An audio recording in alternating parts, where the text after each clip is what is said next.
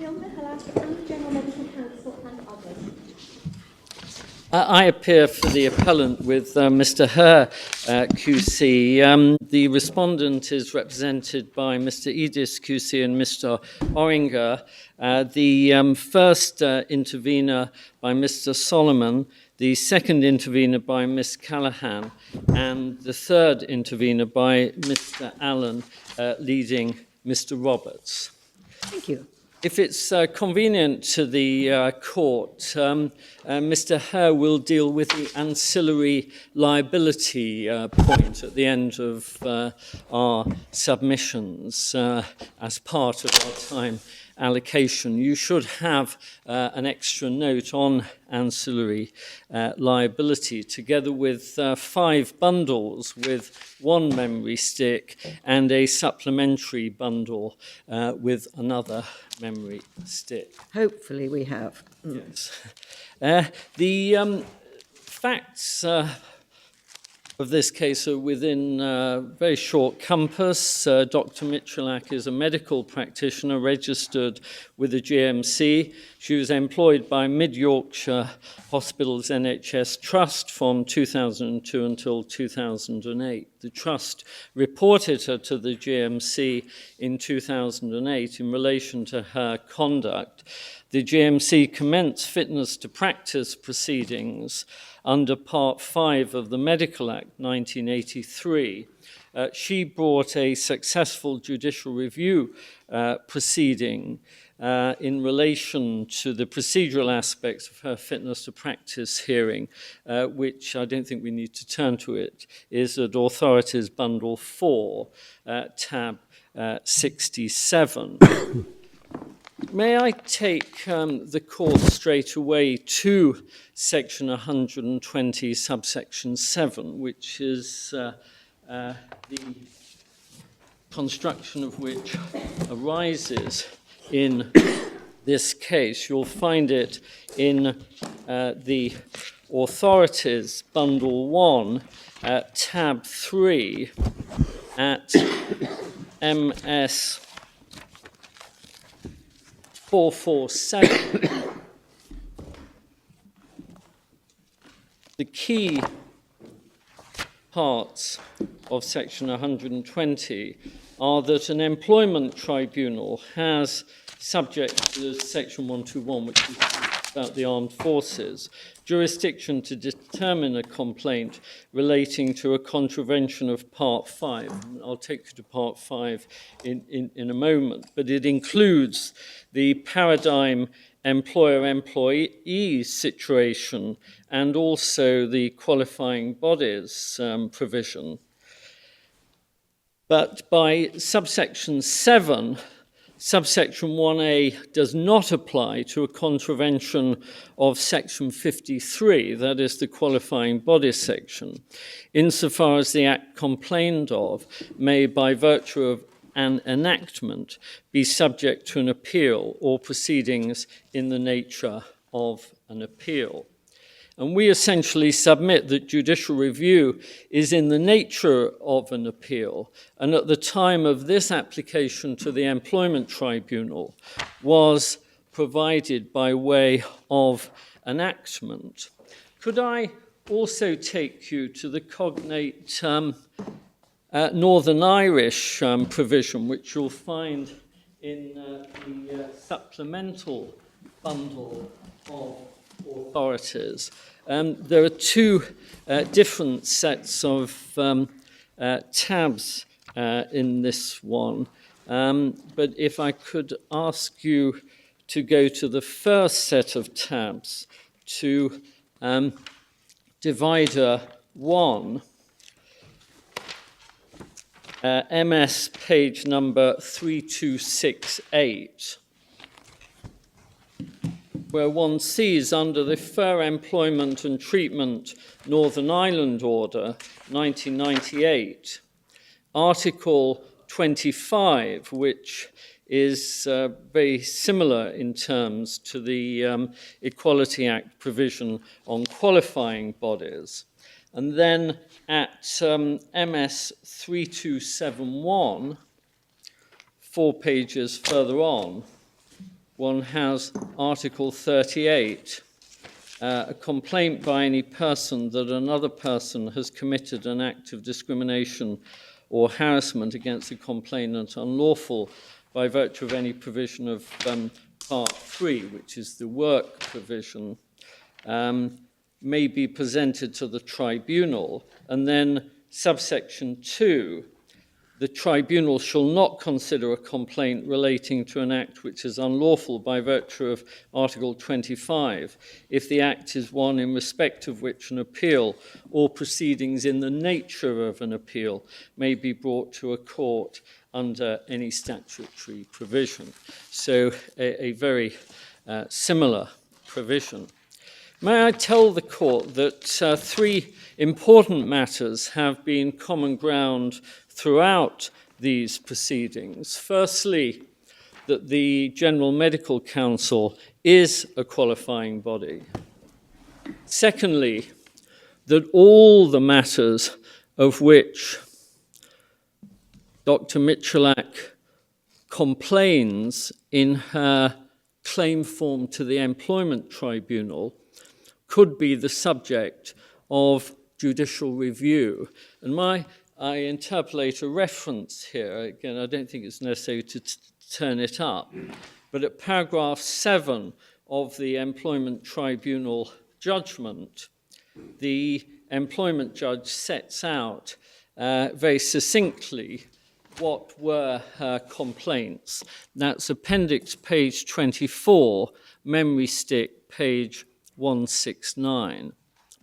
The third aspect that has been common ground throughout is that sections 38, 40, and 41A of the Medical Act 1983, what one might call the medical appeals,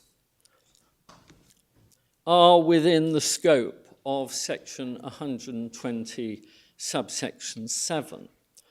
And just to anticipate an argument, the court should note that none of those provisions provide for the ability to claim damages or a recommendation, and furthermore, costs follow the event, so they are not cost-free or even cost-limited jurisdictions.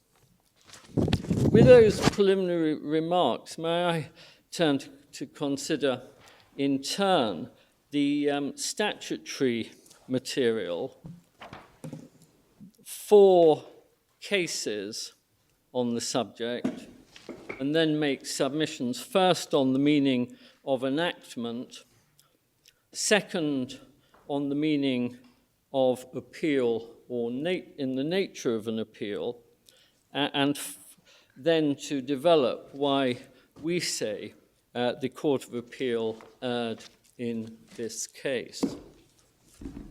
May I do that first by taking you to the medical appeal provisions. The references in our case are to the Act as it exists today. I think it's probably more appropriate to take the Act as it was when this application was made, although the changes are minimal, mainly nomenclature. Could I therefore take, my lady and my lords, to the supplementary bundle, the second set of tabs, tab 1 at MS, page number 3606.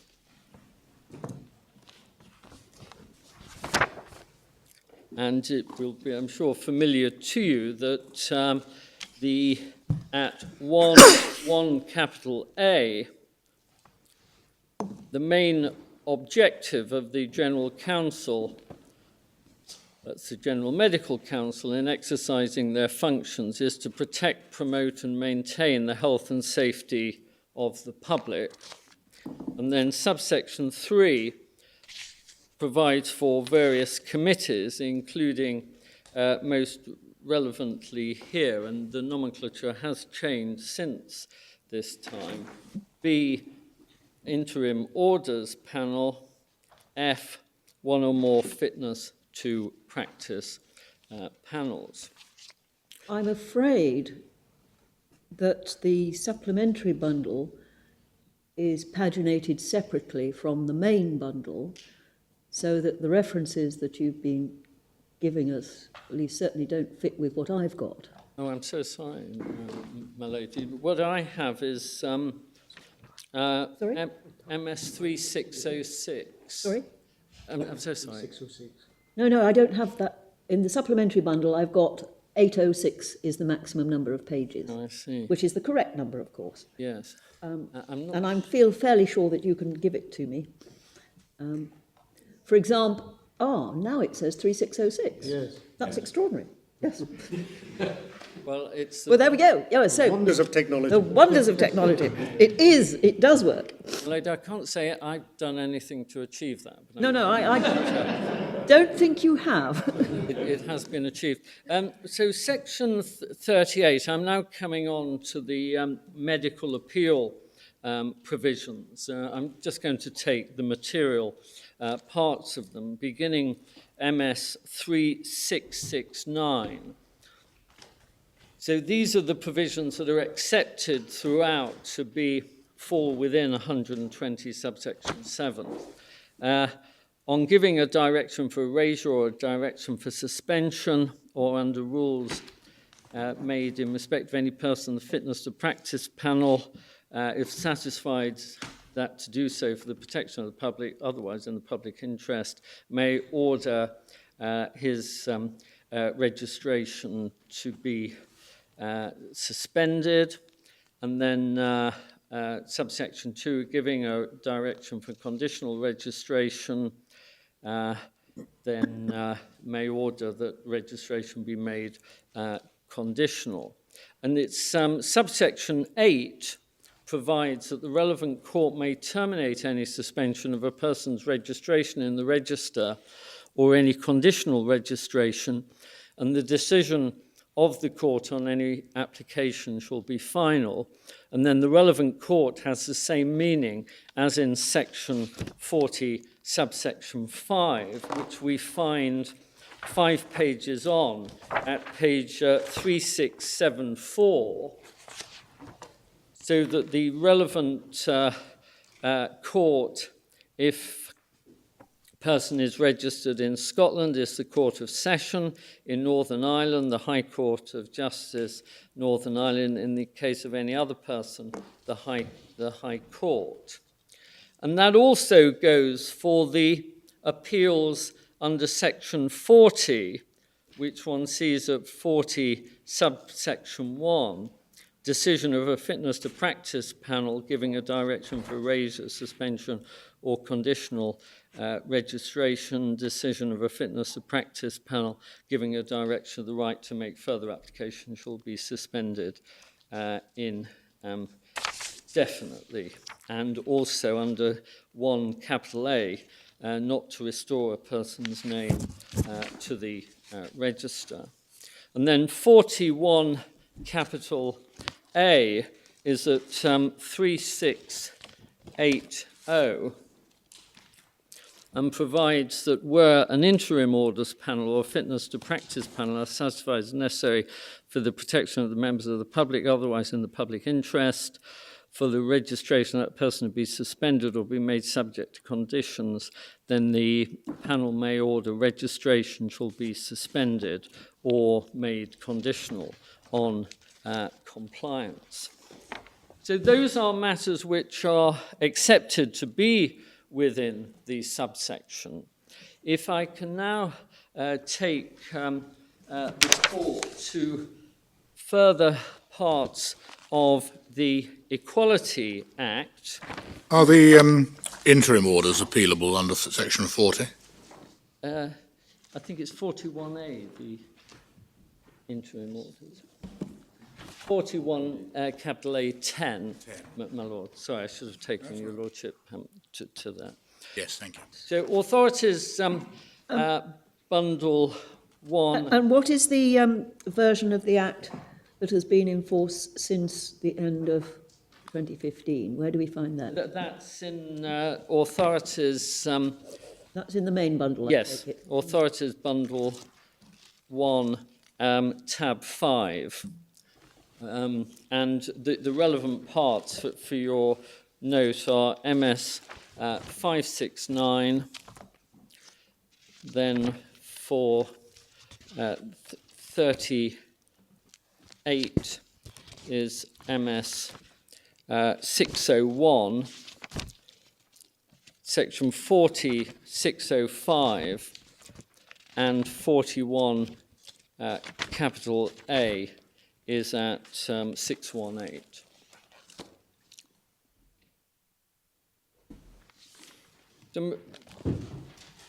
My lady and my lords will be aware that this Act... This was the substitution of the tribunal for the fitness to practice. Absolutely, Yes. yes. Essentially, that's what... The separation of the functions of the GMC from the adjudication. Absolutely, and the right under Section 40A of the GMC to appeal against an order made by the tribunals. Could I take you to the Equality Act 2010 then in Authorities Bundle 1, MS tab 3, MS number 370. I'm sure the court will be familiar with the fact that this Act brought together a whole series of different acts covering race, disability, and sex discrimination, and indeed the Equal Pay Act, making some amendments, but not an enormous amount, to those provisions. I'm going to start, if I may, by asking the court to go to MS page number 391, just to see the shape of Part 5, which is the enforcement of which is provided in Section 120. So it begins with what we would call the paradigm situation at Section 39 of employees and applicants for employment, 41 contract workers, 42 police officers, which I understand the court dealt with a couple of weeks ago, Section 44 partnerships, 45 limited liability partnerships, 47 barristers, 48 advocates, 49 personal offices, and then we come, well, I'll just ask you to just cast your, we'll come back to 53, but just to cast your eye under the others, which is Section 55, employment service providers, 57 trade organisations, 58 local authorities. So what we would say is that qualifications body fits within Part 5, but is at the other end, in effect, from the straight employee situation. The qualifications body is defined at Section 54(2) as an authority or body which can confer relevant qualification, and that subsection 3 is needed or facilitates engagement in a particular trade or profession.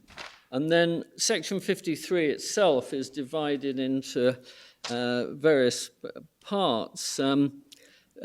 Subsection 1 mustn't discriminate against a person in the arrangements A makes for deciding upon whom to confer relevant qualification, the terms or not conferring a relevant qualification. And then subsection 2 deals with someone who has been conferred a relevant qualification. It mustn't be withdrawn, varied, or nor must the qualifications body subject the individual to any other detriment. And it's that part that was added in the Equality Act, as we'll see, the provision as for qualifying bodies in relation to detriment. Then, if we go forward to section 113, we see that part 9 of the Act, and this is MS 441,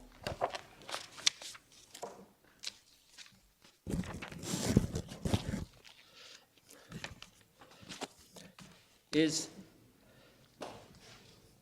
the enforcement provision. And what we emphasize is that this is not the enforcement in the employment tribunal. Indeed, I'll take you to the introductory provision, 113, proceedings relating to a contravention of this Act must be brought in accordance with its part. And then subsection 1 does not prevent a claim for judicial review. So Parliament clearly thought that judicial review had a role to play in discrimination law and cognate provision for Scotland, the supervisory jurisdiction of the Court of Session. And the next chapter, chapter 2, is about the civil courts. So the county court, or in Scotland, sheriff, deals with contraventions of Part 3, services, premises, education, associations, and then what I'm going to call, if I may, ancillary relief provisions under E, and then there's various exceptions to that. Subsection 2 deals with a claim under section 115, which is an immigration claim. 1C doesn't apply to a particular education claim. And one sees those over the page. I don't need to dwell on them. 115 immigration cases, 116 education cases. And then, importantly, at section 119 are the remedies that a county court or sheriff may impose. That's MS 446. And subsection 2, the county court has power to grant any remedy which could be granted by the High Court in proceedings in tort or on a claim for judicial review. And again, Where is that? it's top of page 447, subsection Thank you, I've got it. Yeah. 2. And we say again, that is an indication that Parliament felt that there was an important role for judicial review remedies. And that's a similar provision at subsection 3 in relation to the Court of Session. And then we come to chapter 3, which is the provision that I've already taken you to, the material one in our case, section 120. But could I also take you to section 124 to see the remedies that an employment tribunal can give? Clearly, it can't give mandatory relief. It can't remit to a qualifying body for reconsideration. It can make, under subsection 2, a declaration, order compensation, or make an appropriate recommendation. I'm going to make submissions about recommendations later, if I may, but I would ask you to note that an appropriate recommendation is a recommendation that within a specified period, respondent takes specified steps for the purpose of obviating or reducing the adverse effect on the complainant. Now, that was an amendment by the Deregulation Act 2015. Before that, the employment tribunal could make a recommendation relating to obviating or reducing the adverse effect of discrimination on any other person. Now it is solely for the particular person. But the tribunal does not have any enforcement power of its own. The only remedy for failure to comply with a recommendation is at subsection 7. If a respondent fails without reasonable excuse to comply with an appropriate recommendation, the tribunal may, if an order was made under subsection 2b, increase the amount of compensation to be paid if no order was made to make one.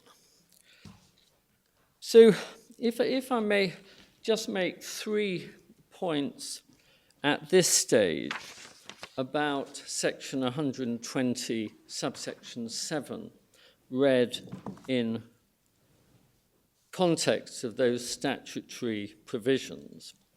We would submit, firstly, that its aim is to avoid a multiplicity of proceedings, i.e., within an appeal process and/or judicial review and/or an employment tribunal, over what would often be the same or very similar issues. Secondly, Parliament legislated in a way to be as wide as possible, and that is why not only appeal, but also in the nature of an appeal. But having mentioned judicial review specifically on the several occasions which you've shown us, why didn't Parliament include it in section 120, subsection 7? Well, we would submit that Parliament wished to be as wide as possible and to not seek to anticipate any specific provision. But it would have been so easy, wouldn't it? It could have done, but we say it took an ample scope, anticipating that judicial review would be incorporated within it. Now, the point is taken against us that we can't point to any ministerial statements or white papers or policy papers that demonstrate that Parliament had intended judicial review to be in. But by the same token, there's no counter evidence that Parliament... Is there any precursor of this phrase? I mean, it just emerges in 2010, does it? No, I'm going to take the court to the previous provisions, which had much the same yes, so that wording. We've got to look at it in historical terms, have we? Absolutely, and at the time that the original provisions were passed, we would submit that judicial review was not based on statute. But in our submission, Parliament chose, it could have listed a whole series of appeals. It could have, as is done in other acts, including Section 38, Section 40 of the Medical Act, the Solicitors Regulatory Authority, other bodies, and also judicial review. But instead it legislated in the widest terms. But what we do submit, and this is the third point we would ask the court respectfully to bear in mind, is that Section 38, 40 and 41A, and I'm going to develop this point later, but just to note that none of them provide on appeal any original fact-finding, nor do they provide for cross-examination, nor do they allow new facts to be considered. save on strict land and marshal principles, nor do they provide for compensation or recommendation, nor are they costs free. All of which are said to be, by the other side, to be required. Now, may I take you to the predecessor provisions? I'm afraid they're in two separate places in the bundle. The Race Relations Act, 1976, the qualifying bodies provision is at bundle 2 of the authorities, tab 17,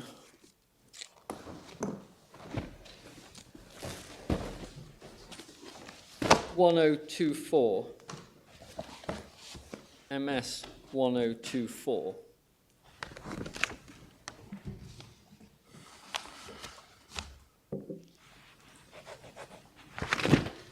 So that had a shorter provision in relation to qualifying bodies. There was no provision, as I mentioned, for detriment, and there was no division between those on whom a qualification had and hadn't been conferred. Section 54 says a complaint by any person, the complainant, that another person has committed an act of discrimination or by virtue of section 32, 33, those ancillary provisions, may be presented to what was then called an industrial tribunal. Subsection 1 does not apply to a complaint under section 12.1 of an act in respect of which an appeal or proceedings in the nature of an appeal may be brought under any enactment. And then section 75.8 relates to the armed forces. Mr. Byers, you've said that you don't argue that Section 54, enacted in 1976, would include judicial review. Yes. So what was Parliament getting at in talking about proceedings in the nature of an appeal then? Well, the reason why we would accept it wasn't within section 54.2 is because it wouldn't have been then brought under an enactment. Well, I know. Yes. You concede that. Yes. What it was getting at was to have as wide a view of the very many professional bodies that provided for an internal appeal mechanism. That's what it was seeking to protect, which is what the white paper, which led to the Sex Discrimination Act, it's a separate provision, of course, said that it was looking at. Or Have we got that somewhere? Have we got the Sex Discrimination Act? I'm going to come to that. Why did you come to this one before the earlier one? I should have. It was just alphabetical, my lady. But certainly, Well, that's a rational explanation. it's not a good explanation, but it's rational. Well, particularly as you've got the explanatory notes for or the explanation for the sex discrimination Yes. one. Could I take you though? Just before you do that, do you accept that Parliament must have decided deliberately to leave judicial review out of account in enacting section 54, subsection 2 of the Race Relations Act? Well, mandamus, and as it was then, is dealt with under section 53, which, if I may come to that, please. It's in the supplemental. Well, quite, but I mean, leaving that aside, when it came to enact section 54, subsection 2, you accept that judicial review is not included. All that I'm asking you to agree is that that must have been a conscious decision on the part of Parliament. Yes, but we say that an act is always speaking and will anticipate changes. And in particular, in an area like this, where the nomenclature and the basis of the professional appeals is changing all the time. I should have said earlier... If the anterior position is that Parliament had decided not to include within the embrace of Section 54, subsection 2, judicial review, it is, on one view, all the more anomalous that when one comes to look at the Equality Act, that it didn't make it explicitly clear that judicial review was included, rather than it coming in by a side wind because it can now be said to be as a result of an enactment. Well, in our submission, it's not a side wind. It's the fact that it became by way of an enactment, as no doubt other provisions which were internal within professions have over the years become enactments. I think I said in response to my Lord Wilson that what was anticipated to be covered in the Race Relations Act was simply professional bodies. I had also intended to refer to statutory appeals to the High Court, such as in the Medical Act. Well, that would be an appeal brought under an enactment. Yes, I think I was asking about proceedings in the nature of an appeal. yes, But they also have to be brought under an enactment. yes. But if my Lord is asking what beyond an appeal would be something in the nature of appeal, we would say that it may have been intended to include something that was a rehearing as opposed to an appeal. We'll see the way in which the Court of Appeal considered it in Khan in a moment. But could I take you to the supplementary bundle, the second set of tabs at MS 3756.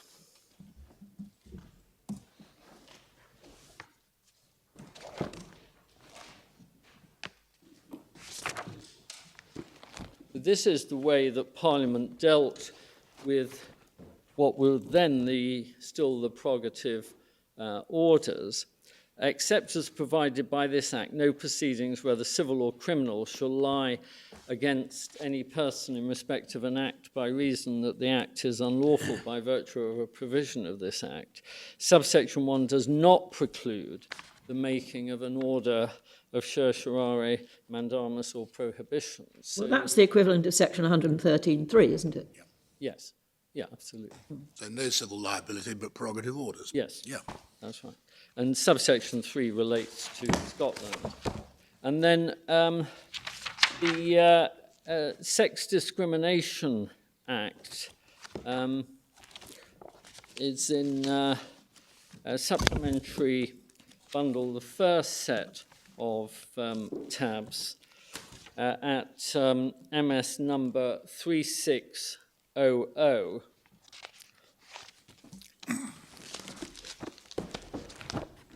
Where you've got section 13, which is in exactly the same terms as under the Race Relations Act. Section 62, which contravention of this Act shall incur as such no sanction, except to the extent, if any, expressly provided by this Act. Sanction includes the granting of injunction or declaration, but does not include the making of an order of certiorari, mandamus, or prohibition.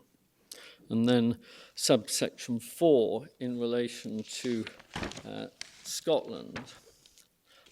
And then jurisdiction of industrial tribunals, section 63.2. Subsection 1 does not apply to a complaint under section 13, in respect of which an appeal proceedings and the nature of an appeal may be brought under any enactment.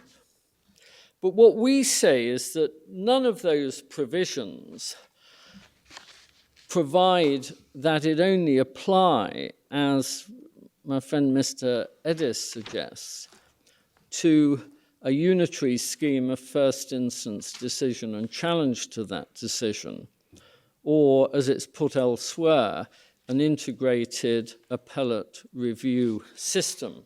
It is broader than that, and we submit is to be read literally. Can I take you now to 4 cases, beginning with Khan in 1994, which is in the first bundle of authorities at tab 10, page 825.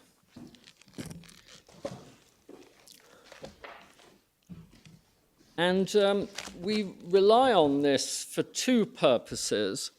Firstly, that the definition of in the nature of an appeal is where one group overturns the decision of another.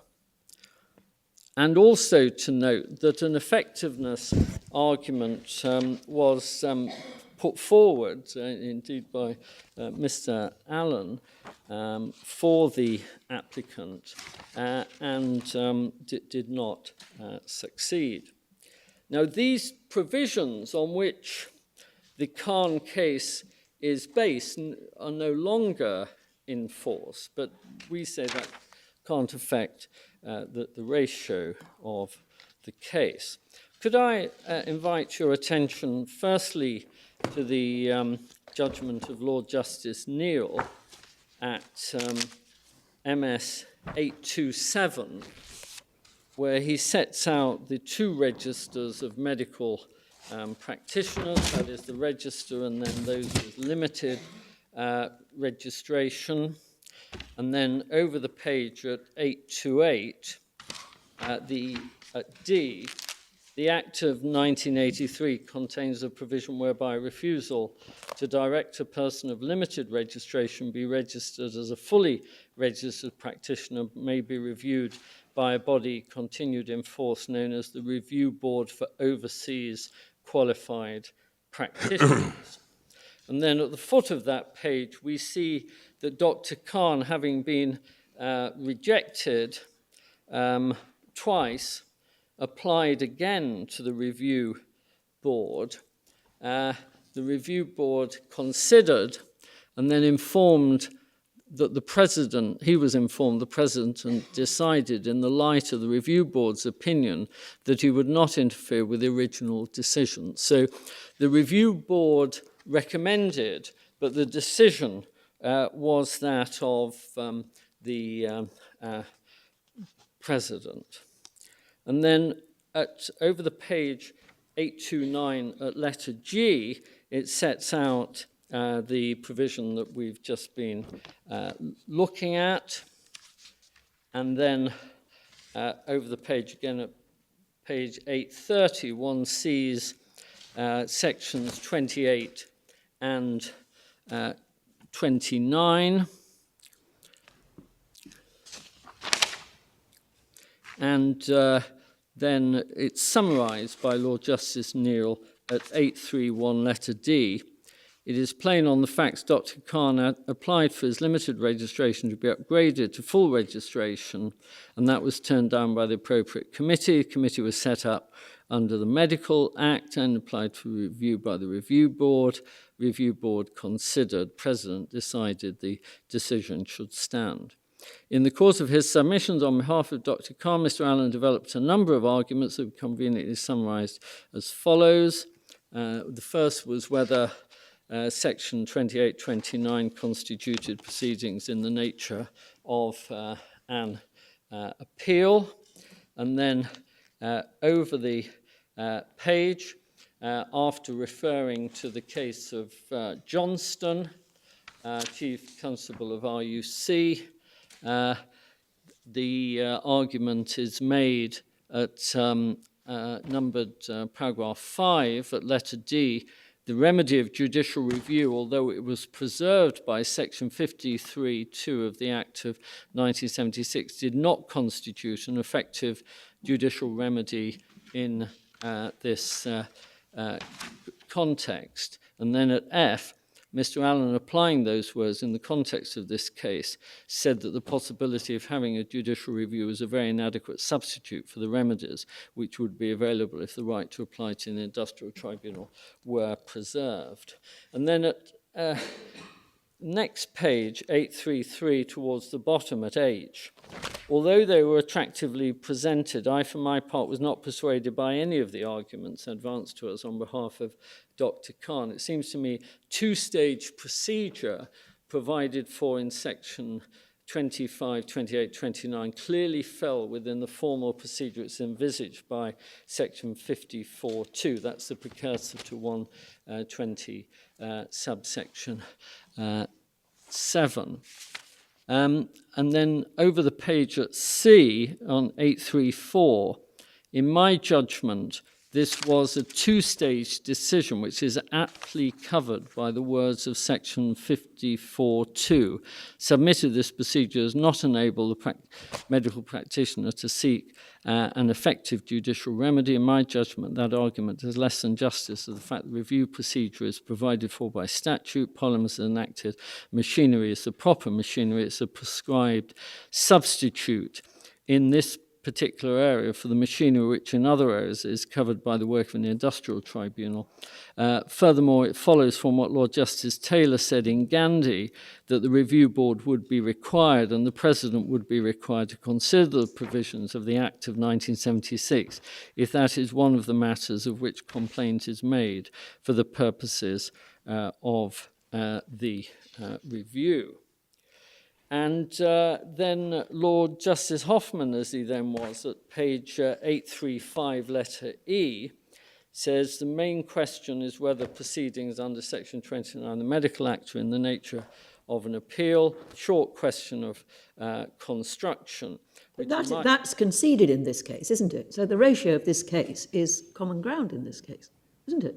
Yes, that's right. But what we submit is that the next sentence is also part of the ratio, that an appeal or in the nature of an appeal is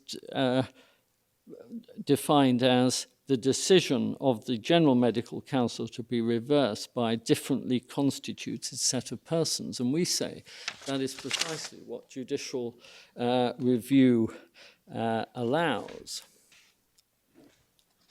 And Lord Justice Hoffman refers to the Wootton case as support for that proposition.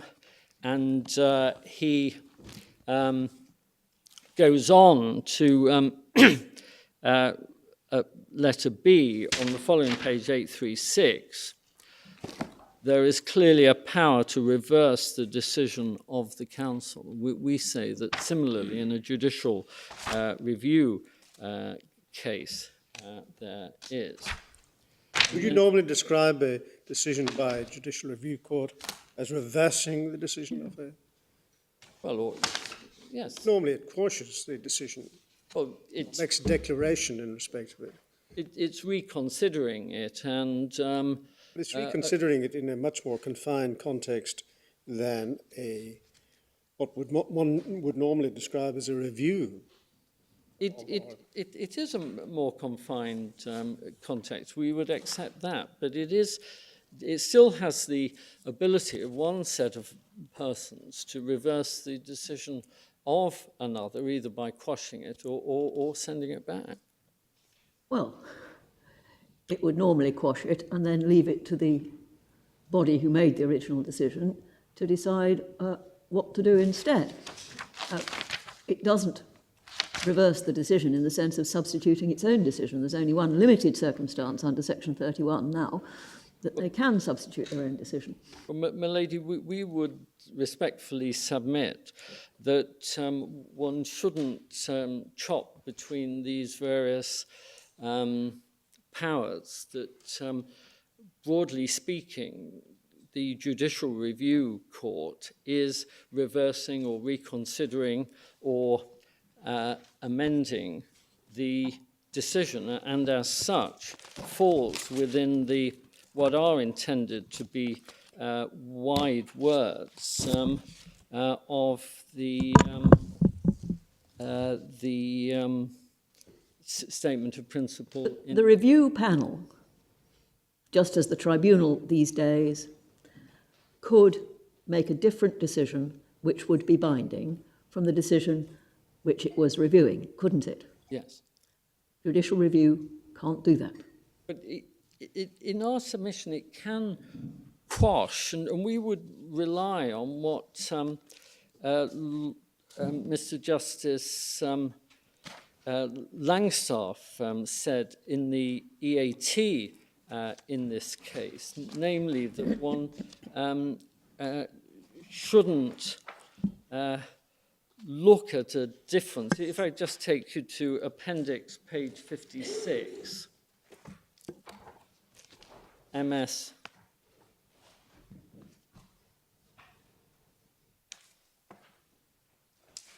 201.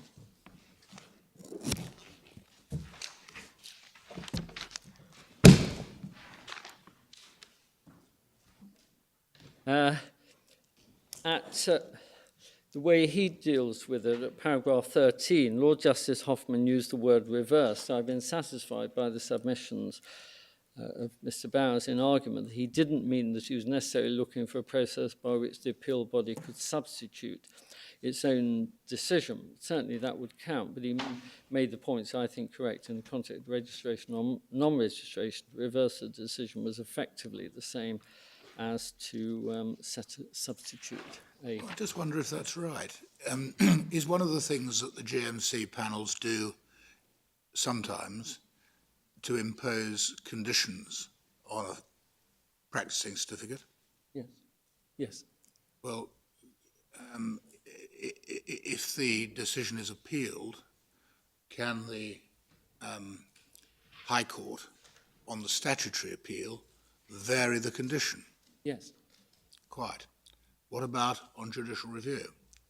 Well, it can quash and send back. It can achieve the same effect, I suppose, sometimes by quashing the existing condition and saying, in effect, the only condition that would be lawful would be... Well, in fact, under Section 31, it can actually do that. Yes. On judicial review. Now, Yes. It's open to the Judicial Review Court to say, well, we'll substitute our own decision because that's the only lawful one that could be made. Yes. But that's the only circumstance in which they can do that. Yes. But in our submission, Parliament was not intending to dissect these provisions. And of course, it was the important thing is that it wasn't simply putting down an appeal, but something in the nature of an appeal. And one has to give some meaning. Yes. I'm told that under Section 38, subsection 8, on ordering immediate suspension, the court can only terminate suspension.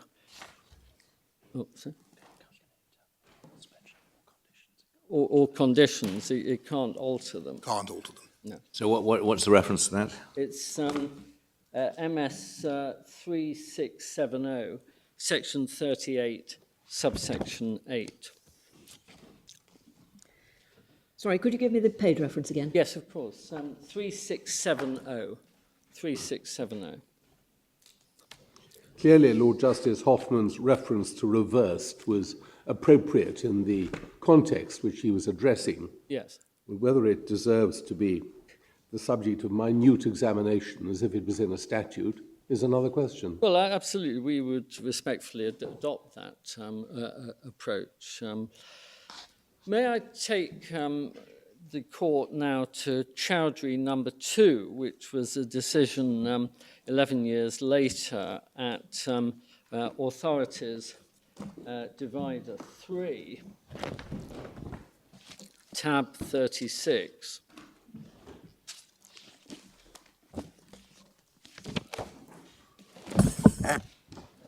I'm going to take this relatively speedily, if I may, because I'm conscious of the time. It's 3 tab 36 at page 1245. This was an application for review and revalidation,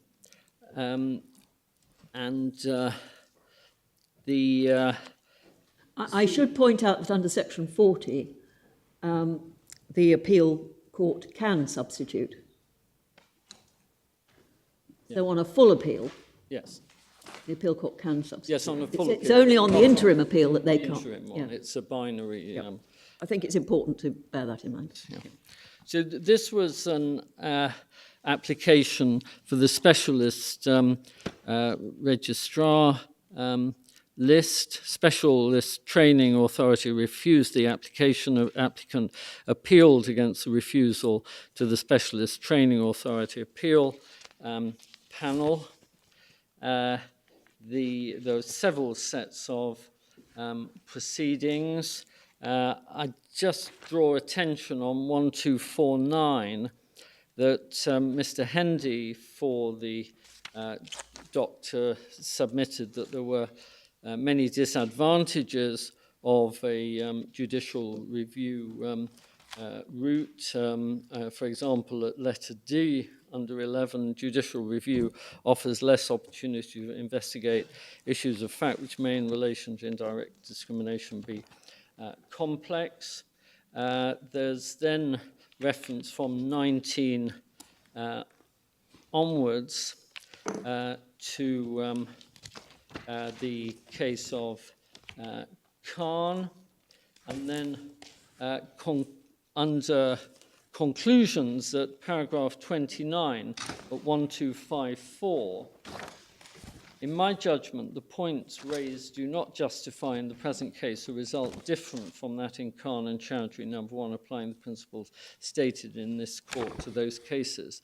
The words review and reconsideration are not materially different for the purpose of deciding whose act is in question. Both come within the expression appeal or proceedings in the nature of an appeal. Moreover, the emphasis upon complete reconsideration tends to confirm the effectiveness of the appeal procedure. And then at letter G, a single appeal is contemplated, backed up by the possibility of judicial review. And then 31, an effective remedy must be provided as required before the 1990 Act came into force, as recognised by Lord Justice Hoffman.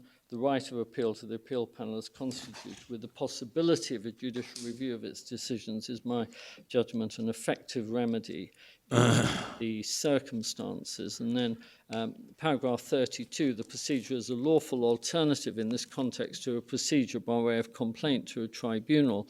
Remedies available by way of judicial review provide an appropriate safeguard for applicants in present circumstance. Be open to the court on judicial review, consider whether the appeal panel had acted in a racially discriminatory manner. And then, if I may take you in bundle 4 of the authorities, again briefly to bundle 4 at tab 73. This is a case under the Race Relations Act 1976. It was, as one sees at page 2146, the complaint was in relation to the claimant's authorization to practice. The reason why this decision is obiter is because, as one sees in paragraph 6 under paragraph 11, following a reference about the claimant to the respondent, the respondent initiated its procedures. Before these were completed, the claimant voluntarily relinquished the authorization. So what the late Judge McMullen says in paragraph 28 onwards is obiter, but it is, we say, important as background to the Just case, which I'll take you to as the final case.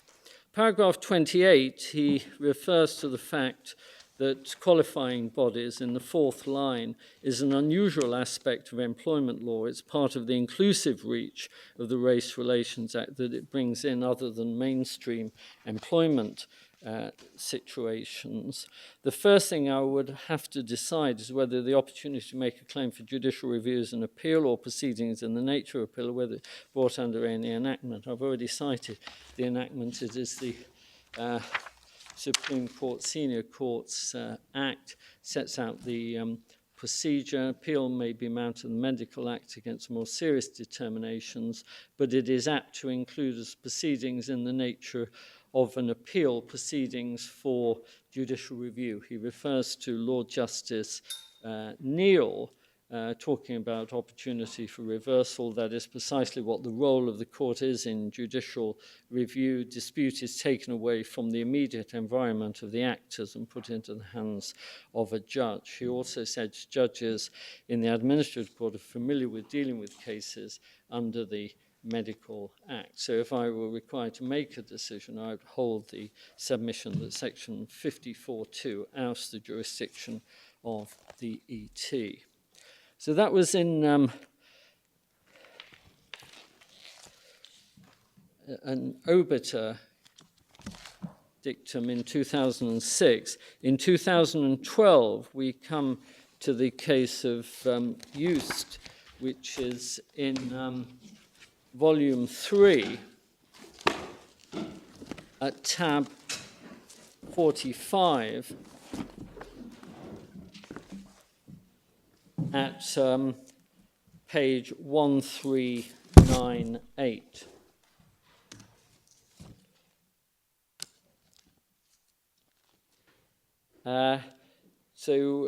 Dr. Just claimed disability discrimination. There were various matters that the General Medical Council was investigating. If one looks at page 1404, paragraph 22, one gets a flavour that he was acting without proper registration. He applied for paragraph 25, he challenged his suspension of registration. He then, at paragraph 28, brought judicial review proceedings relating to the suspension of his practice. So that's the background to which we come to paragraph 42 at page 1407. He says, I will now turn to the one issue that was left open where he suggested there may be a possibility of an error. This is the claimant's representative. Then fifth line down, the first point described as a knockout point by Mr. Hare is that this case is subject to section 127 in that the claimant has rights by virtue of enactment to proceedings in the nature of an appeal. It may come as no surprise that I still agree with what was put by Mr. Hare and I held in Tariq Zaman, although I didn't hear full argument upon it because it was not necessary in my judgment.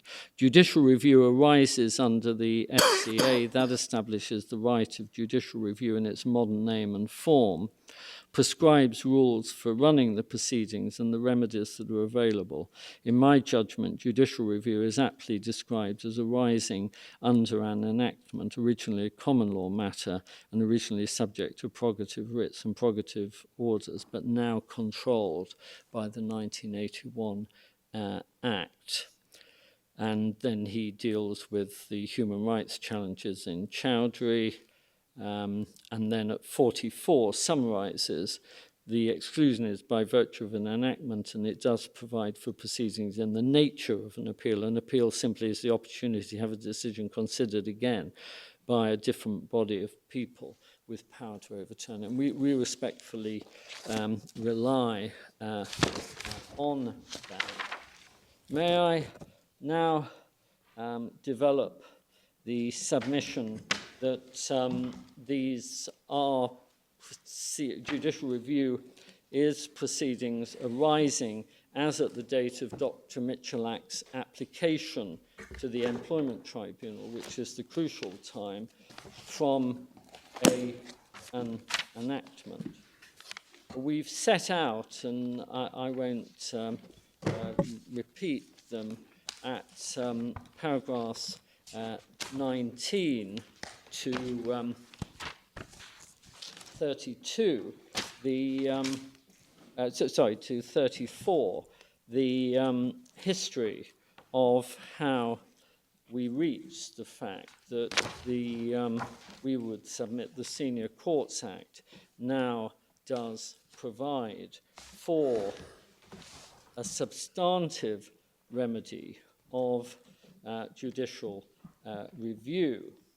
The matter was put, if I just take you to this reference in volume 5 at tab 87,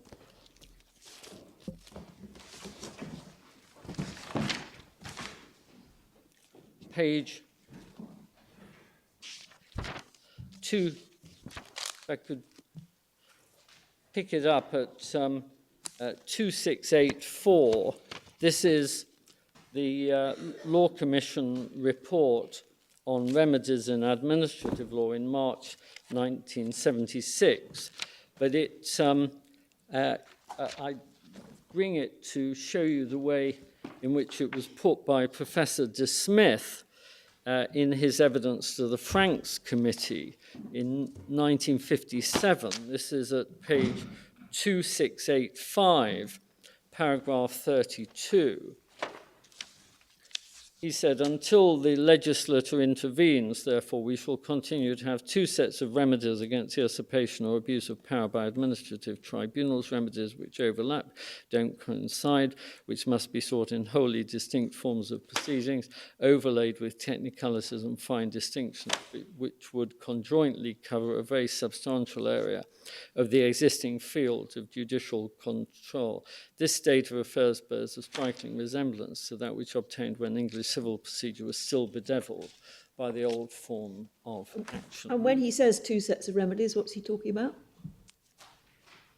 Well, as I understood it, the prerogative orders of mandamus certiorari and the orders of injunctions and declarations. That's the way I... It seems to be the difference between a declaration, principally, Yes. and the prerogative orders. Yes. That's the way I read it, related. But just to summarize what we say in the case, there was push for reform, not least from the All Souls conference. The government was slow to allow the Law Commission to, well, it wouldn't allow it to have a wide review. Then in 1976, the Law Commission's report made many proposals for reform, including a draft bill, which I won't take you to, but it's at page 2699. However, the changes were enacted by rules of the Supreme Court. Although in Northern Ireland, similar provisions were enacted by way of primary legislation in the Judicature Northern Ireland Act 1978. If I just give you the reference without taking you to it, it's Authorities Bundle 2, tab 27, MS number 1116. And the position in Scotland is set out at Authorities Bundle 2, tab 29, MS 1128. But then moving forward to 1981. But do we have the new version of Order 53, which was the result of the Law Commission's report? We have it at tab Authorities Bundle 2, tab 15, I believe, and tab at MS 1030. But what we say is that as from 1981, although some of the provisions were based on prior provisions, one has a new statutory scheme which does affect the substance of the law. And if I could just take you briefly to what Lord Denning said about this in O'Reilly and Macman, which is bundle 3 of the authorities at tab 51.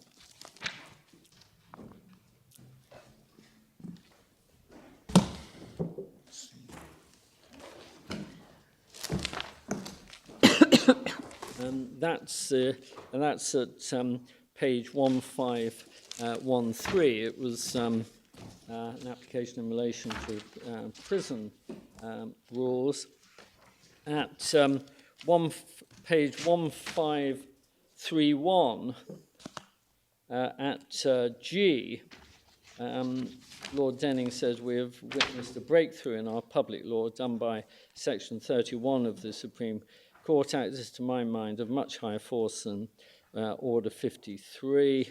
That had to be construed in a limited sense. Rules of court can affect procedure, whereas an Act of Parliament comes in like a lion. It can affect both procedure and substance alike. Now, I won't read the next paragraph, but he goes into more detail there.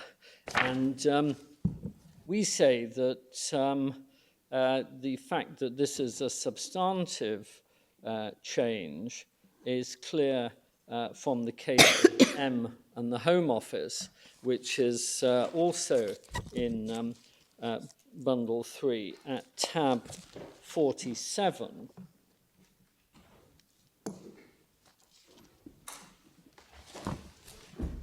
Because this gives the House of Lords decided that the court had a mutual jurisdiction to grant injunctions against officers of the Crown. And if I could take you to MS number 1464, Lord Wolfe at letter G says, Order 53 undoubtedly extended the circumstances in which a declaration could be granted against the appropriate representative of the Crown. Prior to the change, no remedy whatsoever in the nature of a declaration could be obtained in prerogative proceedings. And he goes on again to talk about the Act replacing it. Now, my lady, my lords, the other side in this case say that judicial review cannot have been within the meaning of the 1975 Sex Discrimination Act or the 1976 Race Relations Act because it was not in being at the time, or not on a statutory basis. We, however, say that an act is always speaking.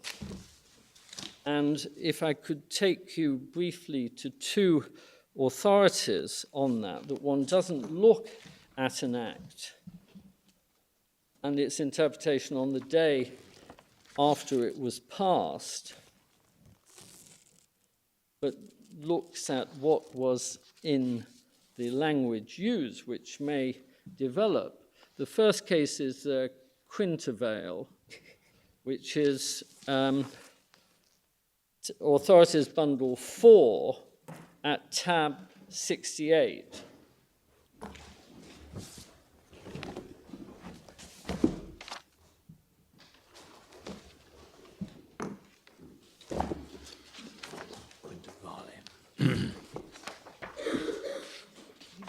And at page 1973, this was where the Human Fertilization Embryology Act 1990 passed to regulate creation of human embryos outside the body by means of statutory licensing authority. Embryo was defined by reference to fertilization. But since 1990, scientists have developed a method known as cell nuclear replacement, closely resembled nuclear substitution. Government believed cell nuclear replacement was covered by the Act. The claimant sought a declaration that cell nuclear replacement were not embryos. And it's in particular what Lords Bingham and Steyn say that we respectfully rely on. If I could take you to page number 1981 at paragraph 9. He says, Lord Bingham, there is, I think, no inconsistency between the rule that statutory language retains the meaning it had when Parliament used it and the rule that a statute is always speaking. If Parliament, however long ago, passed an act applicable to dogs, it couldn't properly be interpreted to apply to cats, but it could probably be held to apply to animals which were not regarded as dogs when the act was passed, but are so regarded now. And that's what we say in relation to judicial review. It wasn't by way of an enactment then. But Mr. Bowers, you say that the Race Relations Act and the Sex Discrimination Act started speaking differently when the Senior Courts Act came in yes. 1982, was it? Yes, so 1st of January. Until Mr. Hare took this point in 2006 in the Tariq Zaman case, did anybody take the point? Now, judicial review. Sorry, no jurisdiction. Not as far as we know, and we have sought to check. But in our submission, it would be surprising if they did, particularly in the Khan case, because the Khan case was a specific self-contained appeal, decision, review, and appeal. So it would have been unnecessary. I wasn't really talking about the Khan case. I was talking about generally. 25 years went by when, according to you, the Act spoke differently. Well, and nobody took the point. Well, my Lord, the number of occasions, and I mean, practicing in this area for many years, yes. The number of occasions on which Section 120, and Mr. Allen may have a different recollection, but I can't think of very many cases where it's arisen. Normally, people go for judicial review and leave it at that. So I don't think one can read into it. So with respect, we would say it is a jury point, that one. But how far do you take the point? Obviously, we're dealing here with a qualification body, of course a public authority, therefore subject to judicial review. There are a great many employers who are public authorities and therefore subject to judicial review. So do you say that, for example, the availability of judicial review in relation to the police would mean that discrimination claims by police employers, because theoretically they could be subject to judicial review, do you say they're excluded? No, because this only applies to qualification bodies. Well, the exclusion applies more generally. Sorry? The exclusion applies more generally. No, it doesn't, my lady. If one looks back at... should I take you, lady? Sorry, I've misunderstood then, sorry. 120. It's section 120, subsection 7, on page 447, 448. Subsection 1A does not apply to a contravention of section 53 insofar as the Act complained of. So it's only 50... It's only for qualification bodies, I see. Yes, and as far as I'm aware, I stand to be corrected, there's no cognate provision anywhere else in the Equality Act. Thank So you very it is a very narrow subset of... Oh, that solves one of my worries. I'm glad there's an easy answer. I hope there are none left, my lady, but we'll try and deal with it. So if I could take the court to what Lord Steyn says about this on page 1986, paragraph 22, where he gives the Latin tag, and then the last two lines, even in older cases, a different approach sometimes prevailed. It was the idea encapsulated by Lord Thring, the great Victorian draftsman, that statutes ought generally to be construed as always speaking statutes. And then the examples are given about a telegraph, and then between C and D, unless the sale of goods, this is a reference from Christopher Hill Limited, unless the Sale of Goods Act is to be allowed to fossilise the law and to restrict freedom of choice, etc. And then at F, third illustration is which held bodily harm may be interpreted as extended to psychiatric harm, which was unknown at the time of the passing of the legislation. So we submit that, and I'll just give you the references in the other speeches, Lord Hoffman at paragraph 30, Lord Millett at paragraph 39 and 51, and Lord Scott at 55. And then another important example is a case called Yemshaw, which is in the supplementary bundle, the second set of tabs at divider 15,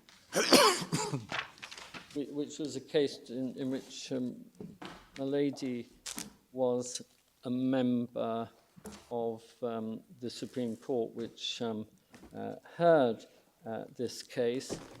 And this dealt with the definition of violence. Page reference, please. Sorry, I'm so sorry. 3972, my lady. MS 3972.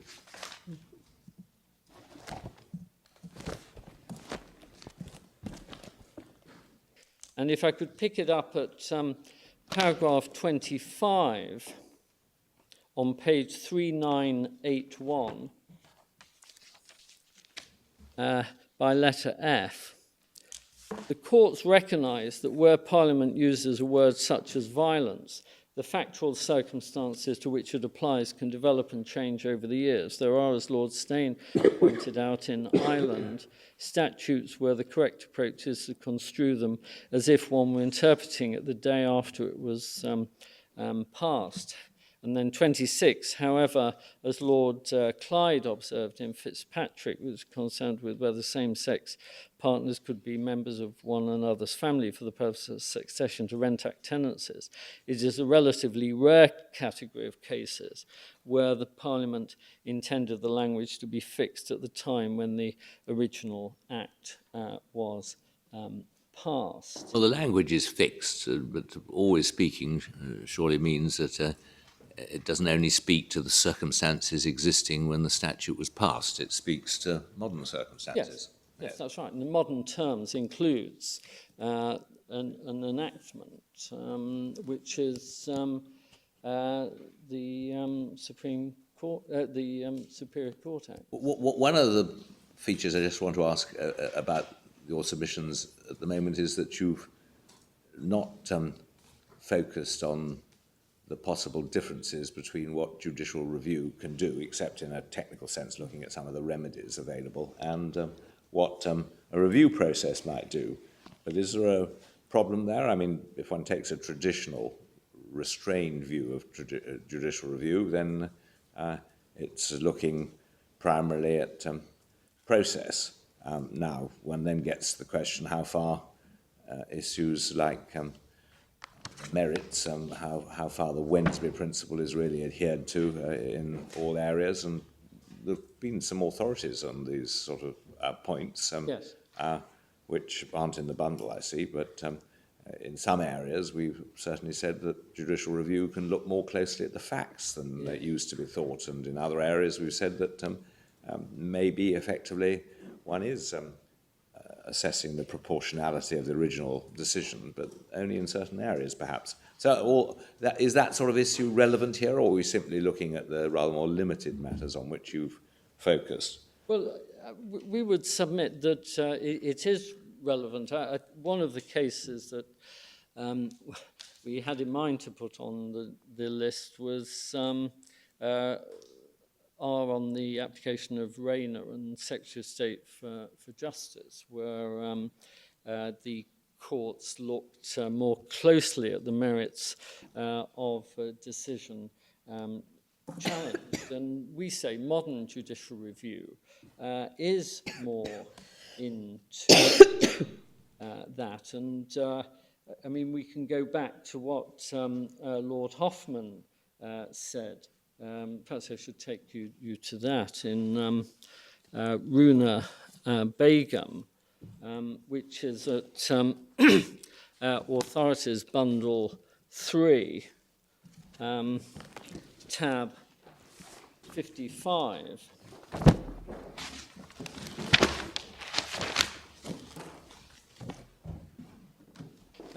So Authorities Bundle 3, tab 55 at page 1598 and at 1618, paragraph 47,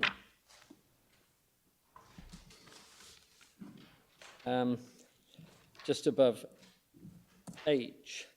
Lord Hoffman says, to these safeguards one adds the supervisory powers of the judge on an appeal. This is a homelessness case under section 204 to quash the decision for procedural impropriety or irrationality.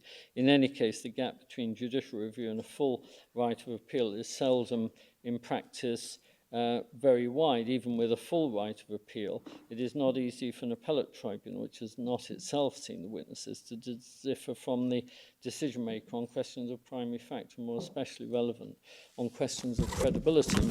We would say that that has become all the more so since that time. Could I end this part, which is our submissions on whether judicial review arises under an enactment, by taking you to what the Court of Appeal said about this, which is in the appendix, page 17,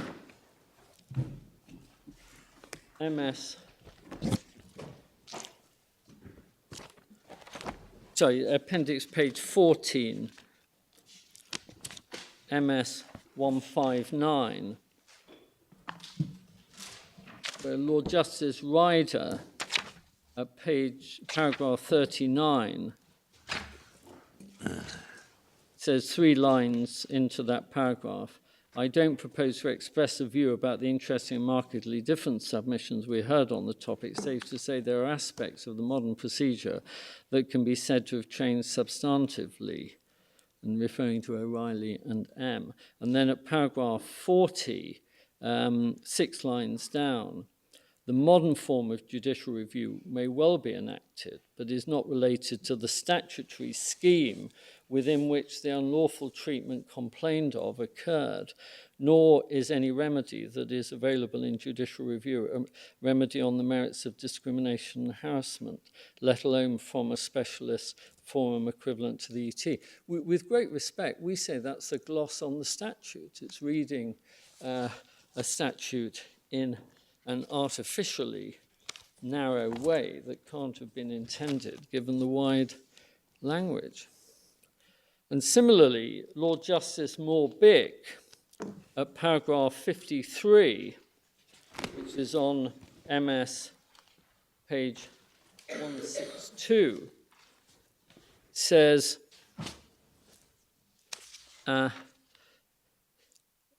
in my view, consideration of that kind point clearly towards conclusion was by virtue of enactment directed at cases in which specific provision is made in legislation for an appeal or proceedings in the nature of appeal in relation to the decision of a particular body.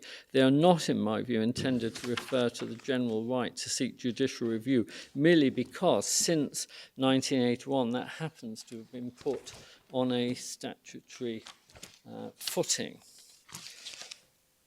You haven't mentioned the first sentence in paragraph 40 of Lord Justice Ryder's judgment. It matters not that one could characterize judicial review after 1982 as being by virtue of an enactment, nor that it's possible to argue judicial review proceedings are in the nature of an appeal if one accepts review is within the broad purposive meaning of an appeal. Neither attribution is sufficient in my judgment to satisfy the purpose. I think one of your arguments is that, with all due respect to Lord Justice Ryder, he seems to throw the words of the subsection out of the window. Well, I couldn't, yes, absolutely. It's a reformulation, I think we put it this way in the case, a reformulation on policy grounds of a perfectly clear statutory provision, which is intended to be wide, which was reiterated in the Equality Act after its predecessors. So I now come on to the submission that judicial review proceedings are in the nature of an appeal. We submit essentially that it's an overturning by another body. It's put against us that you don't have factual findings on judicial review normally. In our submission, that's nothing to the point. That may go to an assessment as to why Parliament shouldn't have made this wide. It may be a matter of political or legal debate, but it can't go to the proper construction of it. But in any event, and I hope I can take this fairly briefly, given the time, firstly, we rely on what Lord Justice Carnworth, as he then was, said in Trim and North Dorset. It's, we've set it out in our case at paragraph 43. For your note, it's Authorities Bundle 4, tab 75 at 2170. Lord Justice Carnworth said that the need to resolve factual disputes doesn't often arise in judicial review. When it does arise, it doesn't create any particular conceptual or procedural problem. Sorry, which paragraph are you quoting from? It's Paragraph 24? Yes, my lady. 24 to 25. So we rely on Trim. We rely on a case which is in the supplementary bundle of authorities. The second set of tabs divider 8, at page 3822.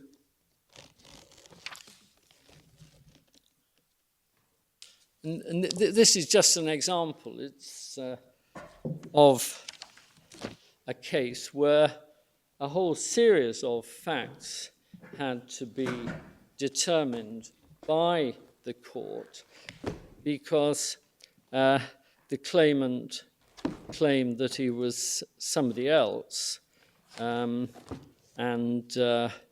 Mr. Justice Ousley makes a decision running to 134 paragraphs on facts and the evidence that he has heard. We also submit that under the scope of judicial review, age assessment cases often raise factual issues which are determined by the court. We also say that under the public sector equality duty, of which there are many more cases all the time, that factual findings have to be made. And just give you the reference, that's section 149 of the Equality Act, and the enforcement provision is 156 of the Equality Act, which are in Authorities Bundle 1, Tab 3. And finally, the Al-Swedi case, Bundle 3, Tab 56, page 1635, said that hard-edged factual issues should be determined.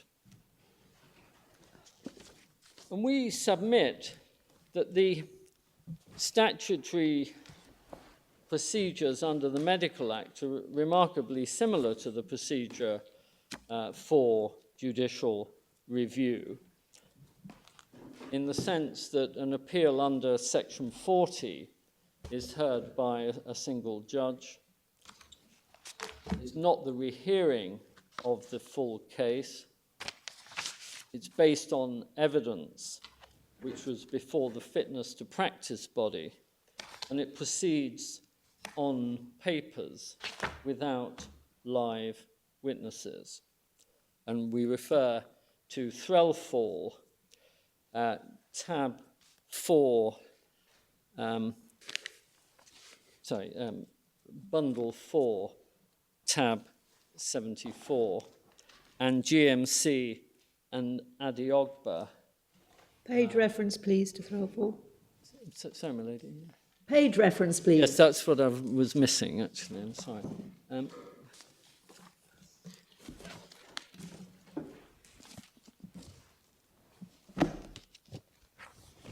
It's 2159. Thank you very much. On the Agboa case, it's bundle... Now, we have Threlfall separately Yes. on a separate file. Is it the same Threlfall or a different Threlfall? Well, the digest, what happened was the bundle has simply got the digest, so we provide... So the real thing Yes. is the separate one. Yes, my lady. Thank you. Sorry about that.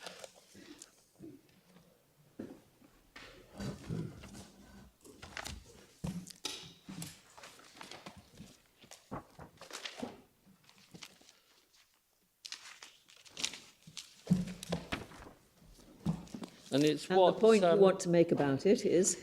So? The point you want to make about it... Is Mr. Justice Stanley Burnton, as he then was, saying that the appeal court in a medical act case doesn't normally hear evidence, but considers the appeal on the basis of the record of the evidence given in the court below. The rehearing is in general a review of the decision of the lower court. And that was at paragraph, Sorry. if you're going to refer us to cases, it's a 20. good idea to refer Paragraph. us. Thank you very much. Sorry, my lady. And then GMC and Adiogba, bundle 3, tab 43, at 1364, paragraphs 24 to 26, concept of an appeal under section 40 by way of rehearing may merge with that of review. So, my lady and my lords, we come on to what we say are the 4 errors made by the Court of Appeal in this case. Firstly, and I've already trailed this, to limit the words of the statute to being a particular statutory model of review and appeal, and also relying on the fact that damages and recommendations could not be made in judicial review. And if I just give you the paragraph references in the Court of Appeal, it's appendix page 13 to 17, paragraphs 36 and 40, Lord Justice Ryder, and paragraph 52, Lord Justice Moore-Bick. And I would want to make these points about recommendations because of the emphasis that is put on this by both Mr. Edis and Mr. Allen. It's not been possible to find figures. Figures are not collated for the number of recommendations. The best we've been able to do is to find some historic figures in bundle 5 of the authorities at divider 95.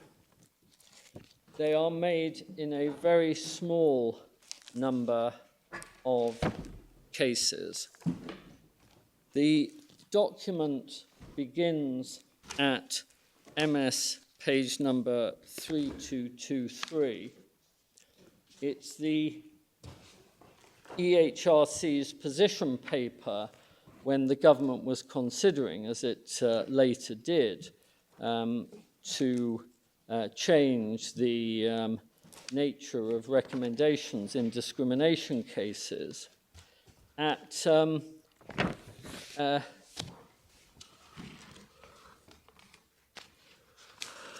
paragraph 1.2 at the bottom of page 3226, power to make wider recommendations in place for less than 2 years, therefore too early to judge effectiveness. Commission has some evidence about the extent of the use of the power. In the period 2010 to 2012, the Commission received and considered 372 successful employment tribunal decisions. Recommendations were made in 13 of these cases. Not clear whether it's the wider or the narrower power. So in practice, it's little used. Secondly, the recommendation can only apply to the particular claimant. And here, of course, one isn't dealing with necessarily it's not like an employment situation. One isn't dealing with an ongoing relationship necessarily. One makes a recommendation in relation to the future, and it's noticeable that there's no power to enforce a recommendation, as there would be a quashing in the judicial review. Finally, it's useful to consider the specific recommendations that Dr. Michalak sought in her claim form, if you'd be kind enough to take up the appendix at page 78, MS 223.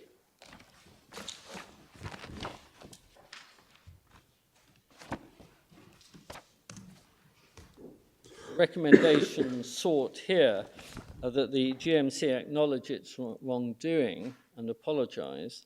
GMC amends the file to record GMC sought to abuse its processes and oppress the claimant because he is an ethnic minority woman.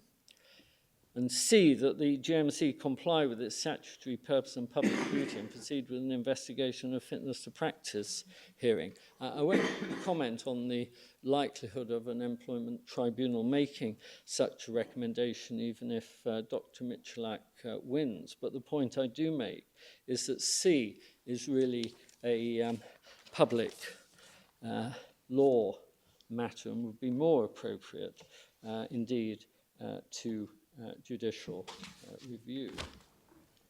The second area where we say the Court of Appeal erred is that Lord Justice Ryder at paragraphs 37 and 38